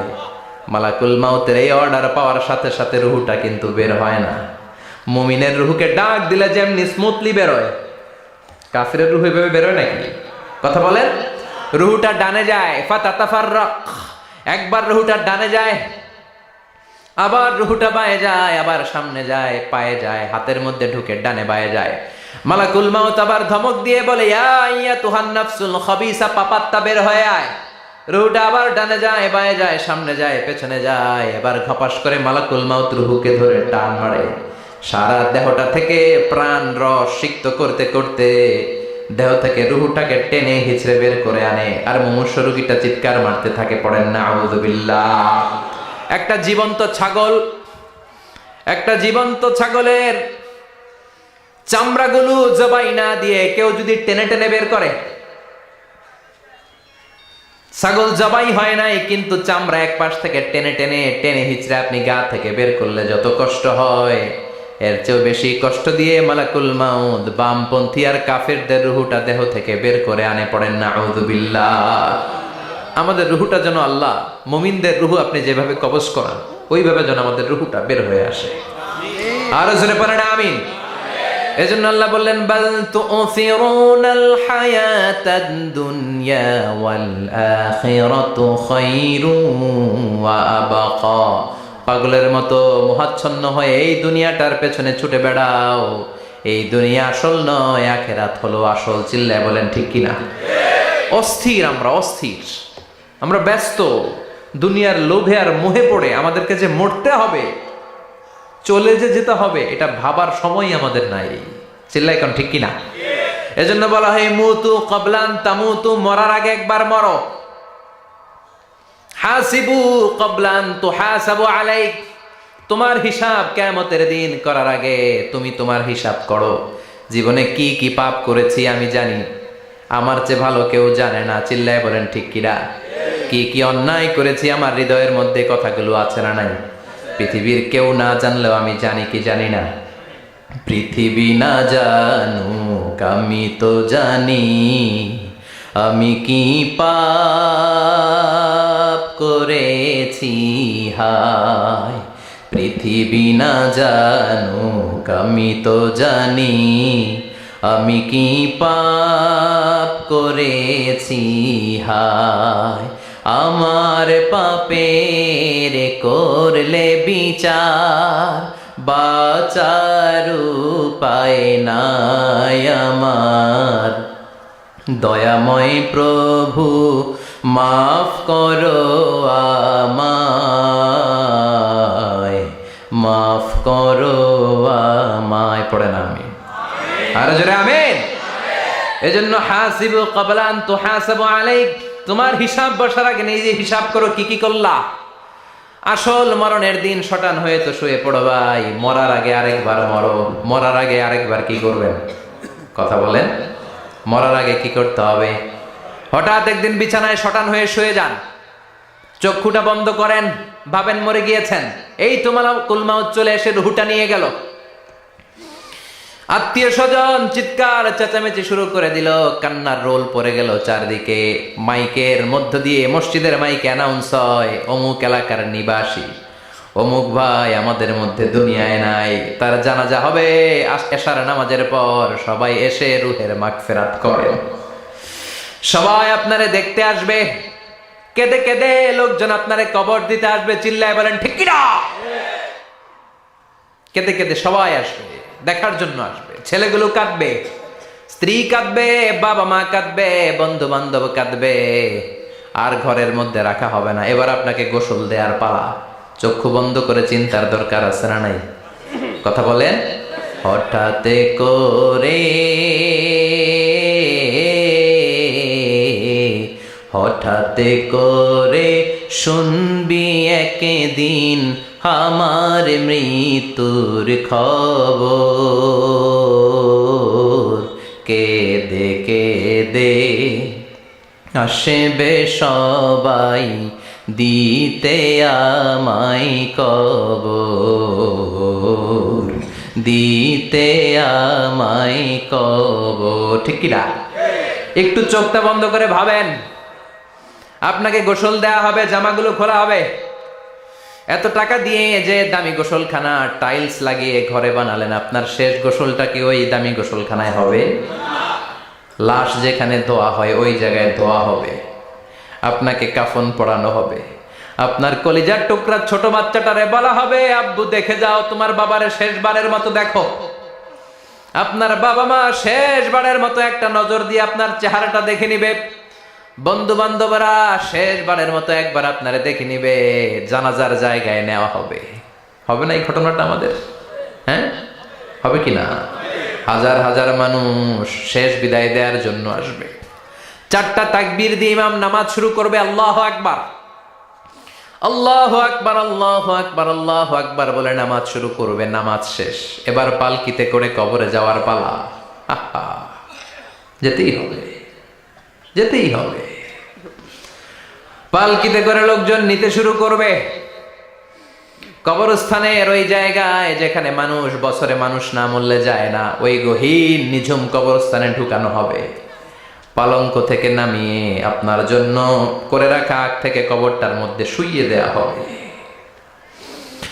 উপরে বাঁশ দিয়ে ছাউনি, শেষবারের মতো সবাই দেখে বাঁশের ছাউনির উপরে মাটি চাপা দিবে। ঠিক কিনা? চলে যাবে সবাই, কেউ নাই, অন্ধকার, শুধু অন্ধকার। এই অন্ধকার যেন শেষ হতে চায় না। এই ঘটনা ঘটবে না আমাদের? কথা বলেন, ঘটবে কিনা? এজন্য মরার আগে এগুলো চিন্তার দরকার আছে না নাই? মরার আগে আরেকবার মরার দরকার আছে না নাই? এজন্য রব্বুল আলামিন বলেন, বাল তুসিরুনাল হায়াতাদ দুনিয়া ওয়াল আখিরাতু খায়রুন ওয়া আবকা। এই দুনিয়ার জীবনটাকে তোমরা আসল জীবন মনে করো, এটা আসল জীবন নয়। আসল জীবন হলো কবরের জীবন। চিল্লায় বলেন ঠিক কিনা? আল্লাহ তোমার এই দুনিয়ায়, আল্লাহ তোমার এই দুনিয়ায় কেউ আসে কেউ চলে যায়, তবু তোমার ভয়ে কারো কাঁদে না হৃদয়। এই দুনিয়াতে আমার বদলে গেল মন। চারিদিকে দেখি শুধু সুখেরই স্বপন। ভাবলো না মন আল্লাহ ছাড়া,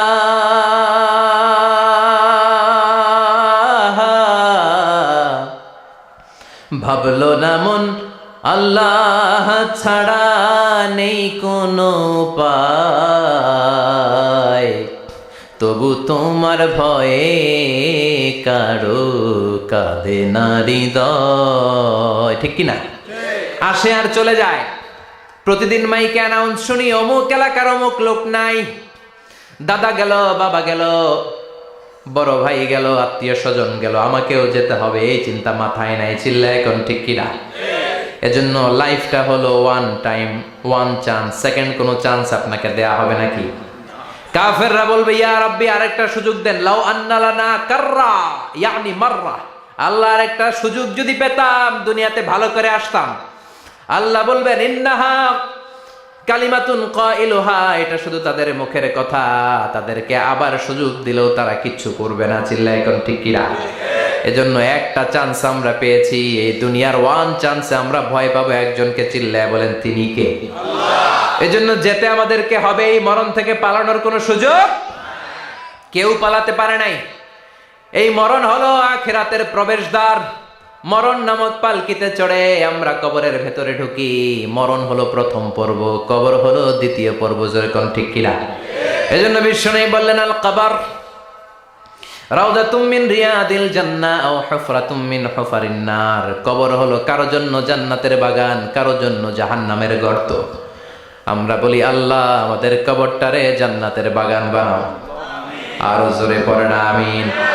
আবার বিশ্বনবী বললেন ইন্নাল কবরা আউয়াল মানজিল মিন মানাজিলিল আখিরাহ। কবর হলো আখিরাতের মানজিলগুলোর প্রথম মানজিল।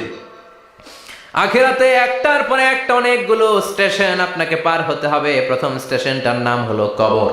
প্রথম স্টেশনের নাম কি? এই কবর নামক স্টেশনে যদি আপনি মাফ পেয়ে যান, সামনের সব স্টেশনগুলোতে মাফের ব্যবস্থা করবে কে? আল্লাহ। আর কবর নামক স্টেশনে যদি ধরা খেয়ে যান, আপনার মায়ের আছে না নাই? লাশটাকে যখন রাখা হয়, লাশটা চিনে কে আমারে রাখলো, কে আমাকে ধৌত করলো, কে আমারে কাফন পড়ালো। এজন্য বিশ্বনবী বলেছেন মুমূর্ষের সামনে বসে বসে পড়ো লা ইলাহা ইল্লাল্লাহু মুহাম্মাদুর রাসূলুল্লাহ। লাকিনু মাউতাকুম লা ইলাহা ইল্লাল্লাহ। মুমূর্ষের সামনে দাঁড়িয়ে দাঁড়িয়ে পড়ো লা ইলাহা ইল্লাল্লাহ। এই লা ইলাহা হচ্ছে জীবিতদের জন্য কালিমা, আর আমরা মরার পরে এই জিকির করি। ঠিক না? আমাদের দেশের অনেক জায়গায় লাশ নিয়ে কবরে যাওয়ার সময় লা ইলাহা পড়ে না। না, এটা আগের জিকির, মরার আগের জিকির। মরার আগে আপনাকে অ্যানাউন্সমেন্ট দিতে হবে আল্লাহ ছাড়া কোনো ইলাহ নাই, বিশ্বনবী হচ্ছেন শেষ নবী এবং রাসূল। চিল্লায় বলেন ঠিক কি না? লাশটাকে যখন রেখে দেয়া হয়, বিশ্বনবী যত মানুষকে কবরে রেখেছেন তারপরে দাঁড়িয়েছেন আর বলেছেন ইস্তাগফিরু লিআখিকুম, তোমার ভাইদের জন্য তোমরা দোয়া করো। ফাইন্নাহুল আনা ইউসআল, এখনই তাকে কবরে সওয়াল করা হবে। কবরে প্রশ্ন আছে না নাই? কথা বলেন। বিশ্বনবী খাদিজাতুল কুবরা, ওনার প্রথম স্ত্রী খাদিজাতুল কুবরা তাহেরাকে কবরের মধ্যে রেখে দিয়ে কাঁদতে শুরু করলেন। চোখের পানি ছেড়ে অনেক দোয়া করলেন। দোয়া শেষে সব সাহাবারা ঘরে ফিরে যায়, বিশ্বনবী যায় না। সাইয়েদনা আবু বকর বললেন ও নবী চলেন ঘরে যাই। অনেক তো দোয়া করলেন। বিশ্বনবী বললেন আবু বকর তুমি যাও, আমি যাব না। এইটা সাধারণ মহিলা না, এটা বিপদের দিনের সঙ্গিনী খাদিজা। মক্কায় যখন আমার কেউ ছিল না, খাদিজা আমারে ভুলে নাই। 3 বছর কাফিররা আমাকে জেলখানায় বন্দি রেখেছে, নাম শিয়াবে আবি তালেবের জেলখানা। আমার স্ত্রী ওই জেলখানার জীবনেও আমারে ছাড়ে নাই। আমার সাথে 3 বছর খাদিজাও জেল খেটেছে। এই একটাই মহিলা, যেই মহিলাকে আল্লাহ আরশের উপর থেকে সালাম দিয়েছে, মহিলাটার নাম খাদিজা। আল্লাহু আকবার। আমার সব সন্তান আল্লাহ খাদিজার পেট থেকে দিয়েছে। ফাতেমাতুজ জোহরা খাদিজার মেয়ে, জাইনাব খাদিজার মেয়ে, উম্মে কুলসুম খাদিজার মেয়ে, রুকাইয়া খাদিজার মেয়ে, আবুল কাসেম বিশ্বনবীর ছেলে খাদিজার ছেলে, আব্দুল্লাহ যাকে তাইয়্যিব এবং তাহের নামে আমরা চিনি, সেও খাদিজার ছেলে। সুবহানাল্লাহ। ও আবু বকর, আমার এই কলিজার টুকরা প্রিয়তমা খাদিজারে রেখে দিয়ে কেমনে বাসায় যায়? তুমি যাও, আমি দাঁড়িয়ে থাকবো। এখনই মুনকার নাকির এসে খাদিজারে প্রশ্ন করবে, আমি দেখব খাদিজা উত্তর দিতে পারে কিনা। আর প্রশ্নের উত্তর যদি ভুল করে ফেলে, কবরের উপর থেকে আমি নিজে প্রশ্নের উত্তর দিয়ে দেব। সাইয়েদনা জিবরাইল বললেন নবী আপনার আর দাঁড়িয়ে থাকার দরকার নাই, আবু বকরের সাথে ঘরে চলে যান। আল্লাহ জানিয়ে দিয়েছে খাদিজার কবরের প্রশ্নে যদি কোনো সমস্যা হয়, আরশের উপর থেকে খাদিজার প্রশ্নের জবাব আল্লাহ নিজে দিয়ে দিবে। এজন্য কবরের আযাব থেকে বিশ্বনবী পানাহ চেয়েছেন। বিশ্বনবী বলেছেন আল্লাহুম্মা ইন্না নাউযু বিকা মিন আযাবিল কবর। ও আল্লাহ, কবরের আযাব থেকে তুমি আমাদেরকে বাঁচাও। পড়েন আমিন। কবরে মুমিনদেরকে 4টা প্রশ্ন করা হবে, কাফিরদেরকে 3টা প্রশ্ন। চিৎকার করে বলেন মুমিনের প্রশ্ন কয়টা? আর জোরে বলেন। প্রথম প্রশ্ন মার রব্বুক, তোর রবের নাম কি? আমরা কি বলবো? আল্লাহ আমারে রব, এই রবি আমার সব, দমে দমে তনু মনে তারি অনুভব। আল্লাহ আমার রব, এই রবই আমার সব। পড়েন আমিন। দ্বিতীয় প্রশ্ন, আমার দিন, উত্তর দিনের নাম কি, ধর্মের নাম কি? তৃতীয় প্রশ্ন, মান হাযার রাজুল, এই লোকটাকে কে? আমরা বলবো মুহাম্মদ সাল্লাল্লাহু।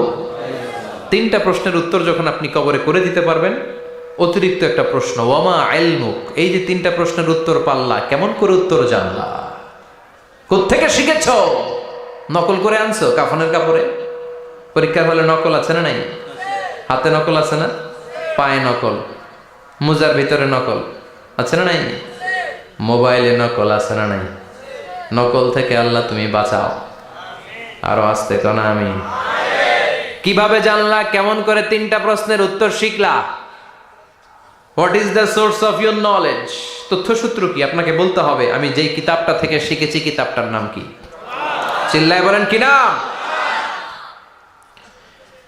এই কিতাবটা হলো কোরআন। আপনাকে বলতে হবে কোরআন থেকে আমি শিখেছি, বিশ্বনবীর হাদিস থেকে আমি শিখেছি। চারটা প্রশ্নের উত্তর যখন পারবেন, ফেরেশতারা বলবে আহলান সাহালান, খুশ আমদেদ, কংগ্রেচুলেশন, বাহ বাহ, তুমি তো চমৎকার পেরেছো। ফায়ুফসাহু লাহু কবরুহু ৭০ যিরাআন, মুমিন বান্দার কবরটা ৭০ হাত লম্বা করে দেয়া হবে। ইফতাহু লাহু বাবুন ইলাল জান্নাহ, জান্নাতের দিকে তার কবর থেকে একটা দরজা বানিয়ে দেয়া হবে। জান্নাতের সুঘ্রাণ ঠান্ডা বাতাস এসে তার কবরের ভিতরে ঢুকতে শুরু করবে। ইউলবাসু লিবাস মিন আহলিল জান্নাত, জান্নাতীদের পোশাক তার গায়ের মধ্যে পরিয়ে দেয়া হবে। আল্লাহু আকবার। আর বলা হবে নাম কানাউমিল আরুস, বাসর রাতে বর যেমনি কনেকে নিয়ে ঘুমিয়ে যায়, তুমিও একটা ঘুম দাও। আলহামদুলিল্লাহ পড়ে। মুমিন বান্দা আনন্দের একটা ঘুম দিবে। ইসরাফিলের সিংগার আওয়াজ ছাড়া পৃথিবীর কোনো কিছুই তার আগে ঘুম ভাঙতে পারবে না। আল্লাহ আমরাও যেন সেদিন কবর একটা মজার ঘুম দিতে পারি, তুমি তৌফিক দাও। জোরে পড়েন আমিন। এবার বামপন্থী নাস্তিক আর কাফেরদের পালা, ইসলাম বিদ্বেষীদের পালা, আলেম ওলামাদের শত্রুদের পালা, ইসলামকে যারা বিজয়ী শক্তি হিসেবে মানতে পারে নাই তাদের পালা। চিল্লা এখন ঠিক কিনা? ওদেরকেও একই প্রশ্ন, রব কে? ওরা বলবে আমি জানি না। আমাদের উত্তর আল্লাহ। ওরা বলবে আমি কিচ্ছু জানি না, আমি সব ভুলে গেছি, আমার মাফ করে দেন, আমি কিছুই জানি না। তবে আমি ইসলাম বিরোধীদের সাথে চলতাম, যারা ইসলাম রে বাস দিত আমি তাদের সাথে স্লোগান দিতাম। এরকম ডাকাইত আছে না নাই? দ্বিতীয় প্রশ্ন, আমার দিন, ও তোমার ধর্মের নাম কি? কয় আমার ধর্ম নাই, আমার ধর্ম কর্ম নাই, আমি খালি দুনিয়া কে মজা লেলো, দুনিয়া তোমারই হ্যায়, আমি খালি দুম্মা চলে দুম। আছে না নাই? আমি শুধু মৌজ মাস্তিতে ব্যস্ত ছিলাম, আমার দুনিয়া নাই, দিন নাই, আখেরাত নাই, রবকে আমি জানি না, ধর্মকে জানি না। ইসলাম বিরোধী রাজনীতি আমি করতাম, মাও সেতুংয়ের রাজনীতি, কার্ল মার্কসের রাজনীতি, বুশের রাজনীতি, ডোনাল্ড ট্রাম্পের রাজনীতি, বামপন্থীদের রাজনীতি। চিল্লা এখন ঠিক কিনা? কোনো ধর্ম নাই। এই লোকটাকে চিনো কিনা বলো। বিশ্বনবীর চেহারা দেখিয়ে বলা হবে এই লোকটাকে, কয় জানি না। এরে আমি মানতাম না, এরে আমি গালে দিতাম। এরকম জাহান্নামের নরকীট আর পিতৃ পরিচয়হীন জারদ সন্তান বাংলার দেশেও আছে না নাই? এই মহামানবটাকে গালি দিয়ে পৈশাচিক আনন্দ পায়। পত্রিকায় লিখে, ব্লগের মধ্যে লিখে, ইন্টারনেটে কার্টুন বানিয়ে বানিয়ে পৈশাচিক ফুর্তি করে। এগুলো জাহান্নামের কীট, এগুলো জারদ সন্তান, বাপ মায়ের ঠিক নাই। চিল্লা এখন ঠিক কিনা? আমার নবীরে যারা গালি দেয় এগুলোর বাপ মায়ের ঠিক আছে? এগুলোর কোনো গোড়া আছে? এগুলোর কোনো শেকড় আছে? এগুলো আগাছা চিৎকার করে বলো ঠিক কিনা? বলবে আমি জানি না। ফেরেশতারা বলবে দাঁড়া, আমরা জানি। তোর সাথে কেমন আচরণ করতে হবে আমাদেরকে ট্রেনিং দিয়েছে কে? এবার শুরু হবে মাইর। কি শুরু হবে? কথা বলেন, মাইর। ফায়ুদরাবু বিমা তারিকা মিন হাদিদ, লোহার হ্যামার দিয়ে শুরু হবে মাইর। এক একটা হ্যামারের বাড়িতে মাথাটা ফেটে চূর্ণ বিচূর্ণ হয়ে যাবে, দেহটা জামিনের ভেতরে ৭০ গজ ডুবে যাবে, দেবে যাবে। ওর চিৎকারে কবরস্থানটাও থারথার করে কাঁপবে। আবার জামিনকে বলা হবে ইলতাইমি, চাপা দে। জামিনে ঢুকে যাওয়ার পরে জামিনের এপাশ থেকে একটা চাপা, মাটি চাপা, বাম দিক থেকে মাটি চাপা। দুই চাপায় ডান দিকের পাজর বায়ে চলে যাবে, বাম দিকের পাজর ডানে চলে আসবে। ওর চিৎকারে কবরস্থানটা থার থার করে কাঁপবে। আল্লাহ, এই ধরনের পরিস্থিতি থেকে তুমি আমাদেরকে বাঁচাও। আরো চিৎকার করে বলেন আমিন। এই জন্য কবরের এই প্রস্তুতি নেওয়ার দরকার আছে না নাই? কোরআনের পক্ষে থাকার দরকার আছে না নাই? ইসলামের পক্ষে থাকার দরকার আছে না নাই? ইসলামী আন্দোলনের সাথে থাকার দরকার আছে না নাই? ইসলামের বিজয় চাওয়ার দরকার আছে না নাই? যে লোক ইসলামের বিজয় চায় না, যে লোক চায় না ইসলাম দিয়ে দেশ শাসিত হোক, যে লোক চায় না কোরআনটা সংসদ ভবনে নেতৃত্ব দেয়, তার অন্তরে ঈমান থাকতে পারে নাকি? চিল্লায় বলেন পারে? যে ঈমান প্রয়োজনে জ্বলে ওঠে না, যে ঈমান সত্য ন্যায়ের কথা বলে না, যে ঈমান প্রয়োজনে জ্বলে ওঠে না, যে ঈমান সত্য ন্যায়ের কথা বলে না, যে ঈমান বাস্তবে নাই, যে ঈমান অন্তরে নাই, মুখে শুধু ফাঁকা বলি, কি করে তারে বলো ঈমানে বলি, কি করে তারে বলো ঈমানে বলি, কি করে তারে বলো ঈমানে বলি। ঠিক কি না? যে ঈমান দিন কায়েমের আন্দোলনের ধার ধারে না, যে ঈমান লেবাসধারী কোরআন হাদিস তাও পড়ে না, যে ঈমান খাজার নামে মাজার করে ফুলুস কামায়। আছে না নাই? উখিয়াতে নাই? উখিয়াতে মাজার আছে নাকি? সাগর পারে এগুলো থাকে? এগুলোর সাথে ইসলামের সম্পর্ক আছে? কথা বলেন আছে? যে ঈমান খাজার নামে মাজার গড়ে ফুলুস কামায়, যে ঈমান শিরকিয়াতের আমল করে ভীত না হয়, যে ঈমান বাস্তবে নাই, যে ঈমান ময়দানে নাই, মুখে শুধু কথার কলি, কি করে তারে বলো ঈমানে বলি, কি করে তারে বলো ঈমানে বলি, কি করে তারে বলো ঈমানে বলি। চিল্লায় বলেন ঠিক কি না? এজন্য ঈমানের দাবি হচ্ছে অন্যায়কে প্রতিরোধ করতে হবে, হকের পক্ষে থাকতে হবে। কোরআনের রাজনীতি নিজ চোখে দেখে ইসলামকে সংসদ ভবনের উপরে কালিমার পতাকা পতপত করে দেখার স্বপ্ন অন্তরে থাকতে হবে। চিল্লায় কোন ঠিক কিনা? এটাই তো মুমিন, যে ইসলামকে বিজয়ী শক্তি হিসেবে দেখতে চায়, যে কোরআনের আইন চায়, যে কোরআনের রাজ চায়। চিল্লায় বলেন ঠিক কিনা? এজন্য আমরা আল্লাহর কাছে কামনা করি, আল্লাহ তুমি আমাদেরকে ঈমানের মৃত্যু দাও, তুমি আমাদেরকে কবরের সব প্রশ্নগুলো সহজ করে দাও। পড়ে না আমিন? আরো জোরে পড়ে না আমিন? এজন্য আল্লাহ বললেন বাল তুসিরুনাল হায়াতাদ দুনিয়া ওয়াল আখিরাতু খায়রু ওয়া আবাকা। ও আমার গোলাম, দুনিয়ার এই জীবনটাকে তোমরা আসল জীবন মনে করো, এই জীবন কিন্তু আসল জীবন না। আসল জীবন হলো আখিরাতের জীবন। কোন ঠিক কিনা? এই জন্য মৃত্যু থেকে যতই পালিয়ে বেঁচে থাকতে পারবা নাকি? পারা যাবে? চিল্লায় বলেন। কোন নবীরা পারছে? আদম আলাইহিস সালাম মৃত্যু থেকে বেঁচে গেছে না? মরছে? কথা বলেন না। উনি পৃথিবীর একমাত্র মানুষ যিনি জানতেন যে উনি কতদিন বাঁচবেন। সুবহানাল্লাহ পড়েন। উনি জানতেন উনি কতদিন বাঁচবেন। কেন আল্লাহ জানালেন? এর কারণ মৃত্যু কি এটা উনি জানেই না, কেমনে মরে দেখেই নাই, কষ্ট কি জানে না। আমরা আমাদের দাদাকে মরতে দেখেছি, বাবাকে মরতে দেখেছি, মামাকে মরতে দেখেছি, মরণের কত কষ্ট আমরা দেখি। এজন্য ভয় আছে না নাই? আদম আলাইহিস সালামের দাদা আছে নাকি? বাবা, মামা, খালু, শালা আছে? নাই। এজন্য মৃত্যু যে কেমন এটা উনি জানতেন না। এজন্য আল্লাহ জানিয়ে দিলেন, আদম পৃথিবীতে তুমি 1000 বছর বাঁচবা। আলফুসানা লাম্মা খালাকাল্লাহু আদামা ওয়া কানা তুলুহু 60 যিরাআন। বুখারীর বর্ণনা আছে, সাইয়েদনা আদম আলাইহিস সালামকে বানানোর পরে আল্লাহ 60 হাত লম্বা বানালেন। কয় হাত? জোরে বলেন, আরো জোরে। 60 হাত লম্বা। এরপরে ওনার ঔরসে পৃথিবীতে যত নারী আসবে, পুরুষ আসবে রূহের জগতে, সবগুলো রূহকে বসিয়ে দিলেন বৈঠকে। সুবহানাল্লাহ।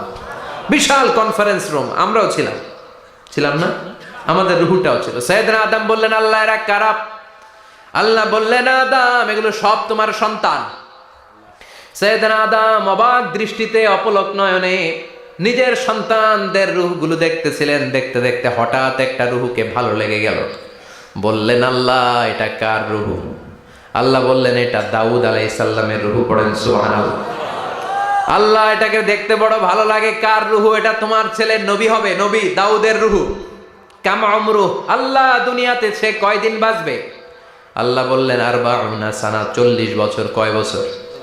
সবাই বলেন কয় বছর? 40 বছর। সাইয়েদনা আদম বললেন, মাবুদ, আমার এত সুন্দর কলিজার টুকরা সন্তান দাউদ আলাইহিস সালামকে দুনিয়াতে মাত্র 40 বছর আপনি কেন দিলেন? আল্লাহ, প্রথম মানুষ এবং নবী হিসেবে আপনার কাছে ফরিয়াদ করি, আমার ছেলে দাউদের বয়স বাড়ায়া দেন। আল্লাহ কয়, না, হাদা কদ কুতিবা, এটা লেখা হয়ে গেছে। রুফিআতিল আকলাম ওয়া জাফফাতিস সুহুফ, লিখে ফেলছি, কলম শুকায় গেছে, কালি শুকায় গেছে, এটা চেঞ্জ করা যাবে। সাইয়েদনা আদম বললেন, আল্লাহ আমি বাঁচবো কয় বছর? কয় তুমি থাকবা কয় বছর? আলফুসানা, 1000 বছর। মনে আছে? আল্লাহ, আমার 1000 বছরের দরকার নাই, আমি আমার 1000 বছর থেকে 60 বছর আমার ছেলে দাউদরে আমি দিয়ে দিলাম। আদম আলাইহিস সালামের 1000 বছর থেকে 60 বছর যদি দান করে দেয়, ওনার আর কত রইল? 940। আর 60 বছর যদি দাউদ নবীর 40 বছরের সাথে যোগ দেয়া হয়, উনি পেলেন কয় বছর? 100।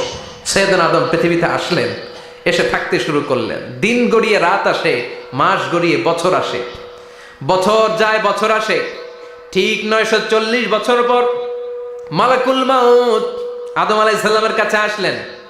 বললেন, আনা মালাকুল মাউত উকিলা বিকুম, আপনাদের জন্য আল্লাহ আমাকে বানিয়েছে রূহ কবজ করতে। ও আদম, আবুল বাশার, পৃথিবীর প্রথম মানব, প্রথম নবী, আপনার সময় শেষ, রেডি হন। কি হন? খেলা শুরু হবে, এখনই রূহ কবজ করে নিয়ে যাব। সাইয়েদনা আদম বলে, এখন আসছো কেন? আমার আরো 60 বছর বাকি আছে।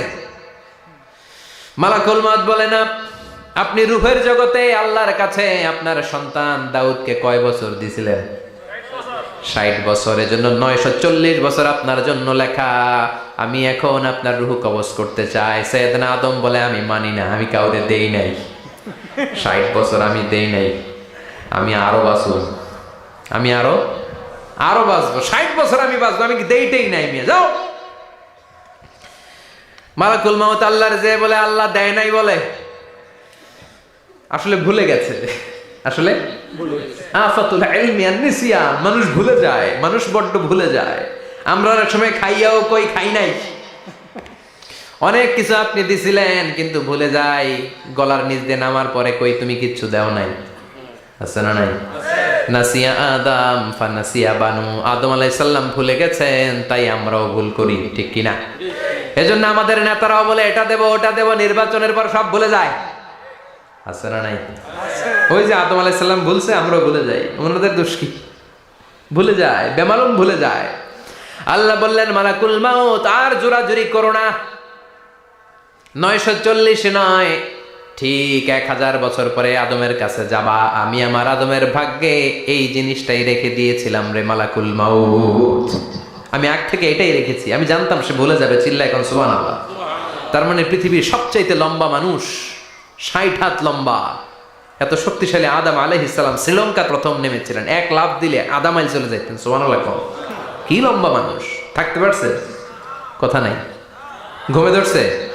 শেষ করে দেই। হ্যাঁ, আরো কয়েক মিনিট চলবে? চলবে চলবে। তাকবীর দেন, লিল্লাহি তাকবীর। আদম আলাইহিস সালাম চলে গেলেন। ওনার পরের নবী ইদ্রিস আলাইহিস সালাম, উনি মরে নাই। ইদ্রিস আলাইহিস সালাম মরছে, কে বলছে? উনিও মরেছেন। তবে ওনার মৃত্যুর আজীব এক ঘটনা আছে, অনেক লম্বা কথা। এক ফেরেশতার সাথে ওনার বন্ধুত্ব হয়েছিল। বলেছিলেন, আমি আকাশ দেখতে চাই, আল্লাহর কাছে অনুমতি চাই। আল্লাহ বলল, ঠিক আছে, ইদ্রিসকে আকাশে ঘুরাও।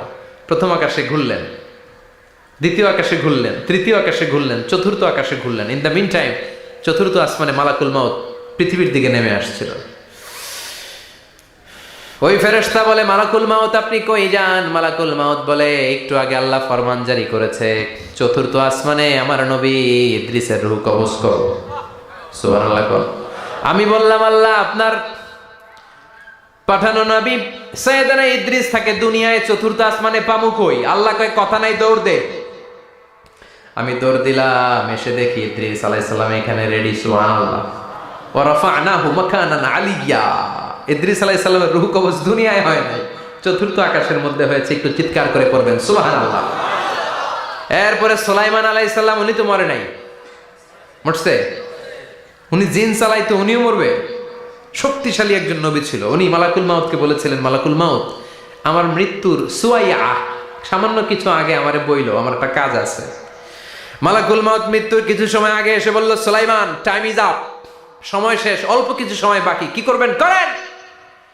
সাইয়েদনা সুলাইমান জিনদেরকে ডাকলো, ও জিনেরা, বিশাল একটা প্রজেক্ট আছে, প্রজেক্টে কাজ শুরু করো।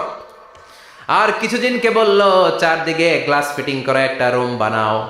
সাইয়েদনা সুলাইমান আলাইহিস সালাম গ্লাস ফিটিং করা রুমের ভেতরে ঢুকলেন। এই রুমে ঢুকার দরজা নাই, হাতে একটা লাঠি নিলেন। কি নিলেন? লাঠির মধ্যে ভর করে দাঁড়িয়ে রইলেন আর জিনদের দিকে তাকিয়ে রইলেন। জিনেরা এত বদমাশ ছিল, সাইয়েদনা সুলাইমান দাঁড়িয়ে না থাকলে কাজ করতো না। ছিল ফাঁকিবাজ। কি ছিল? দাঁড়ায় না থাকলে আজও লোকজন কাজ করতে চায় না, ঠিক কিনা? মালিক দাঁড়ায় থাকলে ঠিকই কাজ হয়ে যায়। সুলাইমান আলাইহিস সালাম লাঠির মধ্যে ভর দিয়ে দাঁড়িয়ে রইলেন আর বললেন, কাজ করো। জিনেরাও কাজ শুরু করলো। ওদিকে মালাকুল মাউত এসে বলে, ও সুলাইমান সময় তো শেষ। সুলাইমান বলে, সমস্যা নাই, রূহ কবজ করে। উনি লাঠির মধ্যে ভর দিয়ে দাঁড়িয়ে রইলেন। গ্লাস ফিটিং করা রুমের ভিতরে কোরআন সাক্ষী। মালাকুল মাউত ওইভাবে লাঠিতে ভর দেওয়া অবস্থায়, দাঁড়ানো অবস্থায় সাইয়েদনা সুলাইমান আলাইহিস সালামের রূহ কবজ করে নিলেন। উনি এমন ভাবে দাঁড়িয়েছেন, রূহ চলে গেল, লাশ হয়ে দাঁড়িয়ে রইলেন। লাঠির মধ্যে দাঁড়িয়ে আছেন, জমিনের মধ্যে লুটিয়ে পড়ে নাই। সুবহানাল্লাহ। জিনগুলো দূর থেকে ভাবলো, বস তো দাঁড়ায় আছে। কে দাঁড়ায় আছে? জিনেরা মনে করছে বস দাঁড়ায় আছে, কাজ করতে হবে। করতে করতে পুরা প্রজেক্টের কাজ শেষ। ইন দ্য মিন টাইম ঝিঝি পোকা, উই পোকা, যেই পোকা কাঠ খেয়ে ফেলে, এই কাঠ খাওয়ার পোকা সুলাইমান আলাইহিস সালাম লাঠির ভেতরে ঢুকে লাঠিও খেয়ে ফেলেছে। সাইয়েদনা সুলাইমান আলাইহিস সালাম ধপাস করে জমিনে পড়েছে। আর জিনেরা কয়, হায় হায়, খালি খালি কাম করছে এতদিন। সুবহানাল্লাহ কইবেন না? সুলাইমান আলাইহিস সালাম বাঁচতে পারেন, চলে গেলেন। মুসা আলাইহিস সালাম মরছে? উনি মরবে কেন? উনি তো খালি মারে। মরছে? এক থাপ্পড়ে ফেরাউনের বাবুর্চি নাই। মুখের আগে হাত চলতে কয়েকজন, এর মধ্যে মুসা আলাইহিস সালাম আছে না নাই? মালাকুল মাউত মানুষের আকৃতিতে অনুমতি না নিয়ে ঘরের ভেতরে ঢুকে গেল। ঢুকে বলে, আনা মালাকুল মাউত, আমি মৃত্যুর ফেরেশতা। তো কি চাও? জিতু আন আকবাদা রূহাক, আপনার রূহ কবজ করতে আসছি। কিন্তু মুসা আলাইহিস সালাম দেখতেছেন দিব্যি একজন মানুষ, কি দেখে? আবার সালাম দেয় নাই, অনুমতি নিয়েও ঢুকে নাই। ও মিয়া, অনুমতি নিয়ে ঘরে ঢোকার দরকার আছে না নাই? মুসা আলাইহিস সালামের মেজাজ বড় গরম। উনি বললেন, কি করবি? কয়, আপনারে মারমু। কয়, এদিকে আয়। মালাকুল মাউত মনে মনে ভাবে, এতদিন সব মানুষগুলো আমারে দেখলে দিত দৌড়, আজকে মনে হয় আমারে দিতে হবে দৌড়। এক পা গায়ে দুই পা পেছায় সাহস করে সামনে গেলেন। আবার মুসা আলাইহিস সালাম দিলেন এরকম থাপ্পড়। ফাসাক্কাহু ফাফাকু আইনা, বুখারীর বর্ণনা, এক থাপ্পড়ে চোখ নাই। ঠিকই মালাকুল মাউত দৌড়, এক দৌড়ে আল্লাহর কাছে। আল্লাহ বললেন, রাখো। এটা মুসা আলাইহিস সালাম, তার মেজাজ বড্ড গরম, আমাকে কথা বলতে হবে। আল্লাহ বললেন, মুসা, বুখারীর বর্ণনা, গরুর পিঠের উপর হাত রেখে দাও। রাখা হলো। তোমার হাতের নিচে গরুর যত পশম, প্রত্যেক পশমের বিনিময়ে এক এক বছর করে হায়াত বাড়িয়ে দিলাম। মুসা আলাইহিস সালাম অনেক চালাক নবী। উনি বললেন, আল্লাহ, আমার হাতের নিচে যদি গরুর 2000 পশম থাকে, তার মানে 2000 বছর হায়াত বাড়িয়ে দিলেন। কিন্তু এক্সট্রা হায়াত যখন শেষ হয়ে যাবে, এরপরে কি হবে? আগে ওইটা বলেন। আল্লাহ বললেন, সুম্মাল মাউত, তারপরে তো মুসা মরতেই হবে, আসতেই হবে। সাইয়েদনা মুসা আলাইহিস সালাম বললেন, ফাল আনা, তাহলে আর দেরির দরকার নাই, এখনই আমি আপনার কাছে চলে যেতে চাই। মালাকুল মাউত মুসা আলাইহিস সালামের রূহ নিয়ে উড়াল দিলেন। সুবহানাল্লাহ। বাঁচতে পারছে? বিশ্বনবী মরে নাই, উনি ইন্তেকাল করেছেন। চিল্লায় এখন ঠিক কিনা?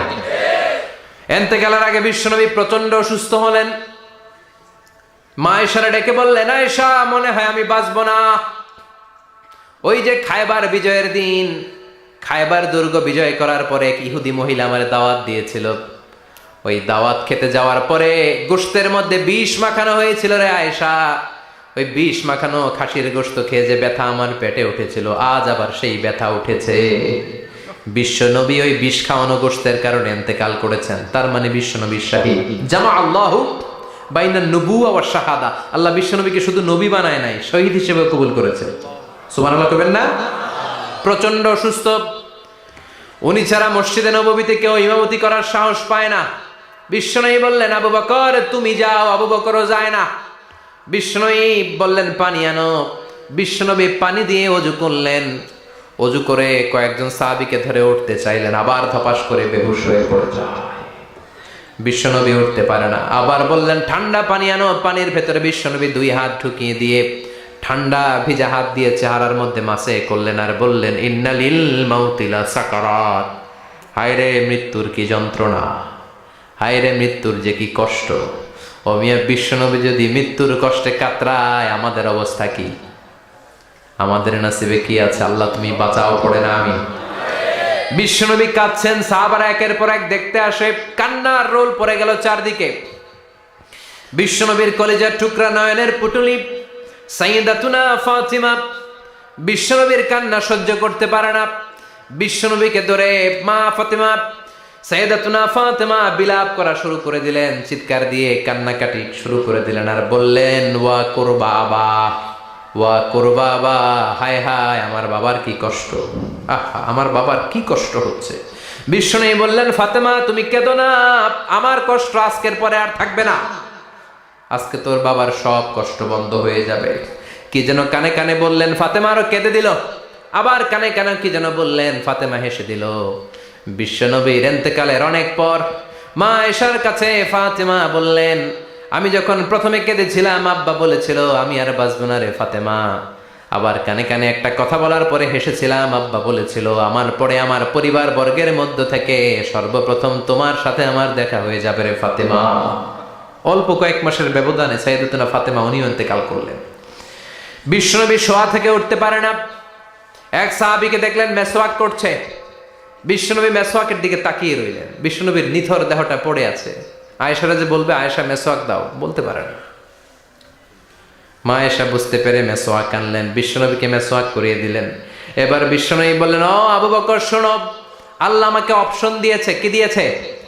আল্লাহ বলেছে নবী আজীবন থাকতে চাইলে থাকেন, আর আসতে চাইলে চলে আসেন। আমি থাকতে না চেয়ে আল্লাহর কাছে চলে যাওয়ার ইচ্ছা করলাম। সাইয়েদনা আবু বকর কান্না জুড়ে দিলেন। বিশ্বনবী বললেন আসসালাত আসসালাত, ও আমার উম্মতেরা নামাজ তরক করো না। ইন্তেকালের আগে বললেন নামাজ ছেড়ে দিও না, আর বললেন ওয়ামা মালাকাত আইমানুকুম, তোমাদের অধীনস্থ কর্মচারীদের সাথে খারাপ আচরণ করো না, ঘাম শুকানোর আগে পয়সা দিয়ে দিও।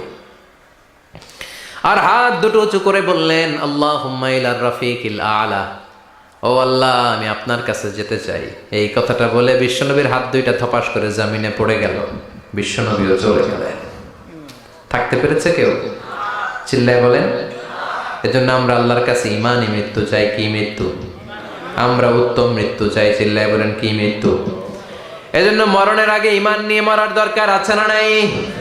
বিশ্বনবী দোয়া করতেন আল্লাহুম্মা রযুকনা হুসনাল খাওয়াতিম, ও আল্লাহ আমাদের শেষটা যেন ভালো হয়। শেষ কথা বলি, এদিকে তাকা, মনোযোগ আছে? বলতেন আল্লাহুম্মা রযুকনা হুসনাল খাওয়াতিম, ও আল্লাহ আপনি আমাদেরকে ঈমানের মৃত্যু দেন, আমাদের শেষটা ভালো করেন, কারণ সব ভালো তার শেষ ভালো। জানেন না এটা আপনারা? সব ভালো তার শেষ ভালো। আজীবন ইসলামের পক্ষে, আজীবন নামাজি মুত্তাকি, মরার আগে কাফের হয়ে মরে, এরকম আছে না নাই? মরার আগে শাহবাগের মঞ্চে উঠে ভাষণ দেয় ভাইয়েরা আমার, আছে না নাই? আবার আজীবন কাফের, ইসলামের বিরোধী, ইন্তেকালের আগে কালিমা পড়ে সব মাফ করায়, আছে না নাই? বিশ্বনবীর শ্বশুর আবু সুফিয়ান, নাম শুনছেন? বদরের যুদ্ধে বিশ্বনবীর বিরুদ্ধে, মক্কায় বিশ্বনবীর ঘুমাতে দেয় নাই, উহুদের যুদ্ধে বিশ্বনবীর সাথে ফাইট, খন্দকের যুদ্ধে বিশ্বনবীর সাথে মারামারি, আহজাবের যুদ্ধে কিলাকিলি, সারাটা জীবন বিশ্বনবীর সাথে মারামারি, মক্কা বিজয় কালিমা পড়ে মুসলমান হয়েছে। গোটা জীবনে যা অন্যায় করেছে সব মাফ করে দিয়েছে কে? এজন্য আমরা আল্লাহরে বলি আল্লাহ কালিমাটা পড়তে পড়তে যেন আমরা মরতে পারি, চিৎকার করে পড়ে না আমিন। জিহাদের ময়দানে এক সাহাবা যুদ্ধ করতে লাগলেন, বুখারীর বর্ণনা, যুদ্ধ করতে করতে কাফেরদেরকে মারতে মারতে, হাদিসের ভাষ্য লা ফাযা ওয়ালা শাযা ইল্লা ইয়াদরিবুহা বিসাইফি, তার সামনে যত কাফের আসে সে কচুকাটা করে। অন্য সাহাবীরা খুশি হয়ে যায়, অন্য সাহাবীরা বলে আজকের সব সওয়াব এই সাহাবী পেয়ে যাবে। কিন্তু বিশ্বনবী হঠাৎ করে একটা কথা বললেন, ওই কথা শুনে সাহাবীরা অবাক। বিশ্বনবী বললেন হুয়া ফিন্নার, ও জাহান্নামে যাবে। কই যাবে? জিহাদের ময়দানে এক মুজাহিদ সাহাবী কাফিরদেরকে মেরে শেষ, কিন্তু বিশ্বনবী বললেন কই যাবে? কথা কয় না। এক সাহাবী কয় ঘটনা কি, এত বড় মুজাহিদ ফি সাবিলিল্লাহ কেন জাহান্নামে যাবে? আমি লুকিয়ে লুকিয়ে দেখি। লুকিয়ে লুকিয়ে ওই সাহাবী দেখে মুজাহিদ সাহাবী যুদ্ধ করতে করতে কাফিরদের বিশাল একটা ঘাটির ভেতরে ঢুকে গেল। মারতে মারতে মারতে মারতে হঠাৎ এক কাফেরের আঘাতে এই মুজাহিদ সাহাবীর ডান হাতটা কাটা পড়ে গেল। এবার ডান হাত দিয়ে ফিনকি দিয়ে রক্ত বের হতে শুরু করলো। মুজাহিদ সাহাবী আর যন্ত্রণা সহ্য করতে পারে না। যন্ত্রণা সহ্য করতে না পেরে কাতরাতে কাতরাতে নিজের হাতের ছুরিটাকে জমিনের মধ্যে গেড়ে দিয়ে ছুরির উপর ঝাঁপিয়ে পড়ল।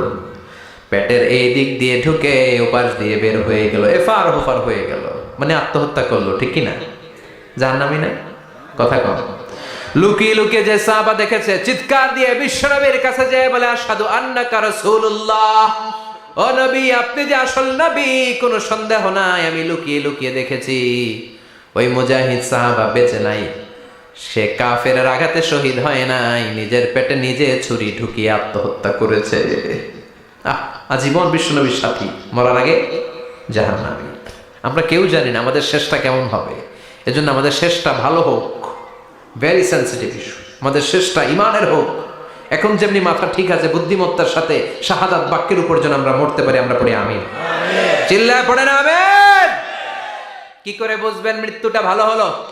এক নাম্বার আলামত আন-নুতকু বিশ-শাহাদা, মরার আগে আওয়াজ করে জিকির করে কেউ যদি পড়তে পারে লা ইলাহা ইল্লাল্লাহু মুহাম্মাদুর রাসূলুল্লাহ সাল্লাল্লাহু, এটা হচ্ছে আলামাতু হুসনিল খাতিমা।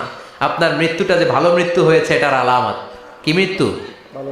সবাই বলেন ভালো মৃত্যু আমরা চাই কি চাই না? ভালো মৃত্যুর এক নাম্বার আলামত কালিমা পড়ে যদি মরতে পারে। বিশ্বনবী বলেন মান কানা আখিরু কালামিহি লা ইলাহা ইল্লাল্লাহ, যে ব্যক্তির সর্বশেষ কথাটা হবে, বাক্যটা হবে লা ইলাহা ইল্লাল্লাহ, দাখালাল জান্নাহ, সে জান্নাতি হয়ে যাবে। সুবহানাল্লাহ পড়েন। এরপরে বিশ্বনবী বললেন আল মুমিনু ইয়ামুতু বিজাবি ইরকিল জাবিন, মুমিন যখন মারা যায় তার কপাল ঘেমে যায়। সুবহানাল্লাহ পড়েন। হাত ঘামে না, পা ঘামে না, মুমিনের কপাল ঘামে। সুবহানাল্লাহ। এজন্য কেউ মারা গেলে কপালের মধ্যে হাত দিবেন, দেখবেন ওই ঘামের মধ্যে একটা জান্নাতি ঘ্রাণ আছে। সুবহানাল্লাহ। আল্লাহ আমরা যখন মরে যাব আমাদের কপালটা যেন এরকম ঘেমে যায়। আমিন পড়েন আর জোরে আমিন। আল মুমিনু ইয়ামুতু বিআরাকিল জাবিন, মুমিন মারা গেলে তার কপাল ঘামে। কপাল ঘামলে বুঝতে হবে এটা ভালো মৃত্যু, ইমানি মৃত্যু। চিল্লায় বলেন ঠিক কিনা? এরপরে বিশ্বনবী বললেন ফি লাইলাতিল জুমা, জুমার রাতে যদি মরে, আও ফি শাহরি রমাদান, কিংবা রমজান মাসে যদি মরে, আও ফি সাফারিল হজ, কিংবা হজের সফরে যদি মরে। বাংলার জমিন থেকে অনেক হাজিরা হজ করতে যায়, অনেকে ওইখানে যে আরাফাতের ময়দানেও মারা যায়, এরকম হাজি আছে না নাই? খুশনসিব, এটা খুশনসিব। আলহামদুলিল্লাহ পড়েন। এরপরে বিশ্বনবী বললেন মাউতু শাহাদা, আল্লাহর রাস্তায় জিহাদ করে কালেমার বাণীকে উপরে তুলে ধরার জন্য কেউ যদি শাহাদাতের বাণী, শাহাদাতের পেয়ালা পান করে, শাহাদাতের মৃত্যুর চাইতে ভালো মৃত্যু আর হতে পারে না। শাহাদাতের মৃত্যুর চাইতে শ্রেষ্ঠ মৃত্যু আছে নাকি? কথা বলেন। আমরা শহীদ হতে চাই কি চাই না?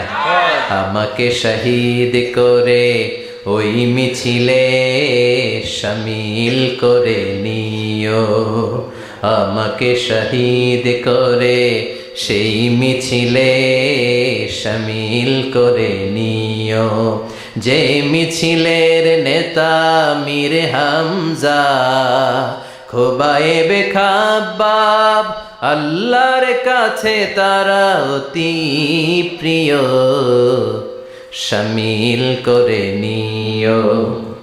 আমাকে শহীদ করে সেই মিছিলে শামিল করে নিও। পড়েন আমিন। শাহাদাতের তামান্না যেই মুমিনের অন্তর নাই, অন্তরের ভেতরে নাই, ওই লোক কি মুমিন হতে পারে নাকি? মান সাআলাল্লাহ শাহাদা, বিশ্বনবী ফরমান, যে ব্যক্তি আল্লাহর কাছে শাহাদাতের মৃত্যু চায়, বাল্লাগাহুল্লাহু মানাজিলাশ শুহাদা ওয়া ইন মাতা আলা ফিরাশিহি, কেউ যদি আল্লাহর কাছে শাহাদাত অন্তর থেকে কামনা করে, রব্বুল আলামিন ওই ব্যক্তিকে শাহাদাতের মর্যাদায় নিয়ে যাবেন, যদিও সে বিছানায় পড়ে পড়ে মারা যায়। বিছানায় পড়ে মারা গেছেন, কিন্তু অন্তরে কামনা ছিল, আল্লাহ আমার তুমি শাহিদ হিসেবে কবুল করো। শাহিদদের কাতারে আপনারা দাঁড় করায় দিবে কে? ওমরে ফারুক বলতেন, আল্লাহুম্মা আরযুকনা শাহাদাতান ফি সাবিলিক, ও আল্লাহ আপনি আমারে আপনার রাস্তায় শহীদ হিসেবে কবুল করেন। ওয়ারযুক মাউতি ফি হারামি রাসূলিক, পৃথিবীর কোন শহরে মরতে চাই না, বিশ্বনবীর শহরে মদিনা শহরে আমার মৃত্যু কবুল করেন। ওমরে ফারুক কই মরছে? কথা কম। ফজরের জামাতে ইমামতি করতে গিয়েছেন, মাওলাল মুগীরা আবু লুলু আল মাজুসি মাওলাল মুগীরার আঘাতে অ্যাসাসিনেটেড বাই মুগীরা, স্টেবিং করেছে। এখানে 3টা আঘাত করেছে, একটা এখানে, একটা পাজরে, একটা নাভির মধ্যে, নাভি কেটে 2 ভাগ। ওনাকে খাবার দেয়া হলো নাবিজ, দুধ মাখানো নাবিজ। ওই নাবিজের দুধ নাভি দিয়ে বের হয়ে যায়। উনি বললেন, কে মেরেছে আমাকে? বলল, অগ্নি উপাসক। শুকরিয়া করে বললেন, আল্লাহ আমারে কোনো মুসলিম মারে নাই, কোনো মুমিন মারে নাই। উনি বেহুশ ছিলেন, হুশ ফিরে সবাই রে বললেন, আসল্লান নাস, ফজরের যেই নামাজটা আমার ইমামতিতে শুরু হয়েছে, 1 রাকাতের পর আমাকে মারা হলো। এবার আমাকে বলো, আমার নেতৃত্বে যে নামাজটা শুরু হয়েছে, নামাজটা ঠিক মতো হয়েছে কিনা? সুবহানাল্লাহ। আমারে কে মারলো? কে তোমাদের খলিফা হবে? কি হবে আমার আব্দুর রহমানের আব্দুল্লাহর? এগুলো নাই। প্রথম কথা ছিল মানুষরা নামাজটা পড়েছে কিনা। সুবহানাল্লাহ। এজন্য শাহাদাতের তামান্না সবচেয়ে বড় তামান্না। চিল্লায় বলেন ঠিক কিনা? এরপর বিশ্বনবী বললেন, মুরাবিতান ফি সাবিলিল্লাহ, মুসলিম রাষ্ট্রের পাহারা দেয় যারা, বর্ডার গার্ড। আমাদের দেশের বর্ডার গার্ডের কি বলে? আগে বিডিআর ছিল, এখন বিজিবি। আমার বিজিবির ভাইয়েরা না খেয়ে না পড়ে শীতের রাতে দেশ পাহারা দেয়। বিএসএফ এর গুলিতে যদি মারা যায়, এটা শহীদ। সুবহানাল্লাহ। এর চেয়ে শ্রেষ্ঠ মৃত্যু আর হতে পারে? এরপরে আল মাউতু আলা আমালিন সালেহ, কোন ভালো কাজের উপর মরণ। নামাজে সেজদা দিয়েছে, সেজদা অবস্থায় অনেকে চলে যায়, এরকম আছে না নাই? তাহাজ্জুদের যায় নামাজে মরণ দিও প্রভু আমায়, একামতে দিনের কাজে কবুল করে নিও আমায়। পড়েন আমিন। তাহাজ্জুদের যায় নামাজে যেন আমাদের মরণ হয়, পড়েন আমিন। রোজা অবস্থায় মারা যাওয়া, নেক আমল অবস্থায় মারা যাওয়া, এগুলো হচ্ছে আলামাত হুসনিল খাতিমা। আপনার শেষটা, বিদায়টা, মৃত্যুটা যে ভালো হয়েছে তার আলামত। আল্লাহ এই যে কথাগুলো বললাম, শ্রেষ্ঠ শ্রেষ্ঠ মৃত্যু, আমাদের মৃত্যুগুলো ওই রকম করে দিও। চিৎকার করে পড়েন আমিন, আওয়াজ করে পড়েন আমিন। এবার আলামাত সুইল খাতিমা, কিছু মৃত্যুর আলামত আছে, এটাই প্রমাণ করে এটা ভালো মৃত্যু নয়, এরকম আলামত আছে না নাই? 1 নম্বরে হলো আল ইন্তেহার, আত্মহত্যার মৃত্যু। সমাজে আছে না নাই? উখিয়াতে তো নাই না? এদিকেও মরে। কি জন্য? কেন মরে? হ্যাঁ, বয়ফ্রেন্ড গালি দিয়েছে এজন্য? হ্যাঁ, মান ক্বাতালা নাফসাহু বিশাইইন উযযিবা বিহি ইয়াউমাল কিয়ামা, যে জিনিস দিয়ে যে যাকে মেরেছে, আত্মহত্যা করেছে, সুইসাইড করেছে, কিয়ামতের দিন ওই জিনিস দিয়েছে তাকে মারবে, এটাই হবে তার শাস্তি। ওড়না পেঁচিয়ে যারা আত্মহত্যা করলো, ওর শাস্তি ওড়না পেঁচানো। বিষ খেয়ে যারা মারা গেল, তার শাস্তি জাহান্নামের বিষ খাবে আর চিৎকার করবে। ছুরি ঢুকিয়ে যারা মারা গেল, জাহান্নামের আগুনে ঝলসানো ছুরি শুধু ঢুকাবে। আল্লাহ আত্মহত্যা থেকে বাংলাদেশে বাঁচাও, আমাদের ছেলে মেয়েগুলারে বাঁচাও। চিৎকার দিয়ে বলেন আমিন। আত-তাআক্কুদ ফিল লিসান ফিলা ইলাহা ইল্লাল্লাহ, আজীবন কালেমা পড়ে নাই, আজীবন কালেমারে বাস দিয়েছে, এখন মরার সময় সবাই কয় কলমা পড়েন, কলমা পড়েন। এখন পড়তে চায়, মাগার মুখ দিয়ে বাইর হয় না। আছে না নাই? এরকম ডাকায় দুখিয়াতে নাই, কলমা পড়তে পারে না, আটকায় যায়, মরে গেছে। এই মৃত্যুটা কি ভালো কথা বলে? ফি হালাতি শুরব, অনেকে মদ খাইতে খাইতে মরে। আছে না নাই? জুলুম করতে করতে মরে, আছে না নাই? অন্যের জায়গা দখল করে মরে, এরকম আছে না নাই? ফি হালাতি ইরতিকাবিল কাবায়ের, যে কোনো কবিরা গুনাহ করা অবস্থায় যদি মারা যায় এটা খারাপ মৃত্যু, অপমৃত্যু, এটা জান্নাতি মৃত্যু নয়। চিৎকার করে বলেন ঠিক কি না? এরপর ফি সাখাতিল ওয়ালিদাইন, বিশ্বনবী বললেন কোন ছেলে যদি মারা যায় এমন অবস্থায় মা বাবা তার উপর রাগান্বিত, এটা ভালো মৃত্যু? কথা বলেন। পৃথিবীর চেয়ে, গোটা পৃথিবীর বুকে মায়ের চেয়ে আপন কেউ আছে নাকি? এই মায়ের মনে কষ্ট দিয়ে ওই অবস্থায় যদি মারা যায়, এই মৃত্যুটা অনেক খারাপ। চিল্লায় বলেন ঠিক কিনা? এজন্য মায়ের সাথে খারাপ আচরণ করবেন নাকি? কথা বলেন। যার মা নাই সে জানে মা না থাকার কি জ্বালা, ঠিক কিনা?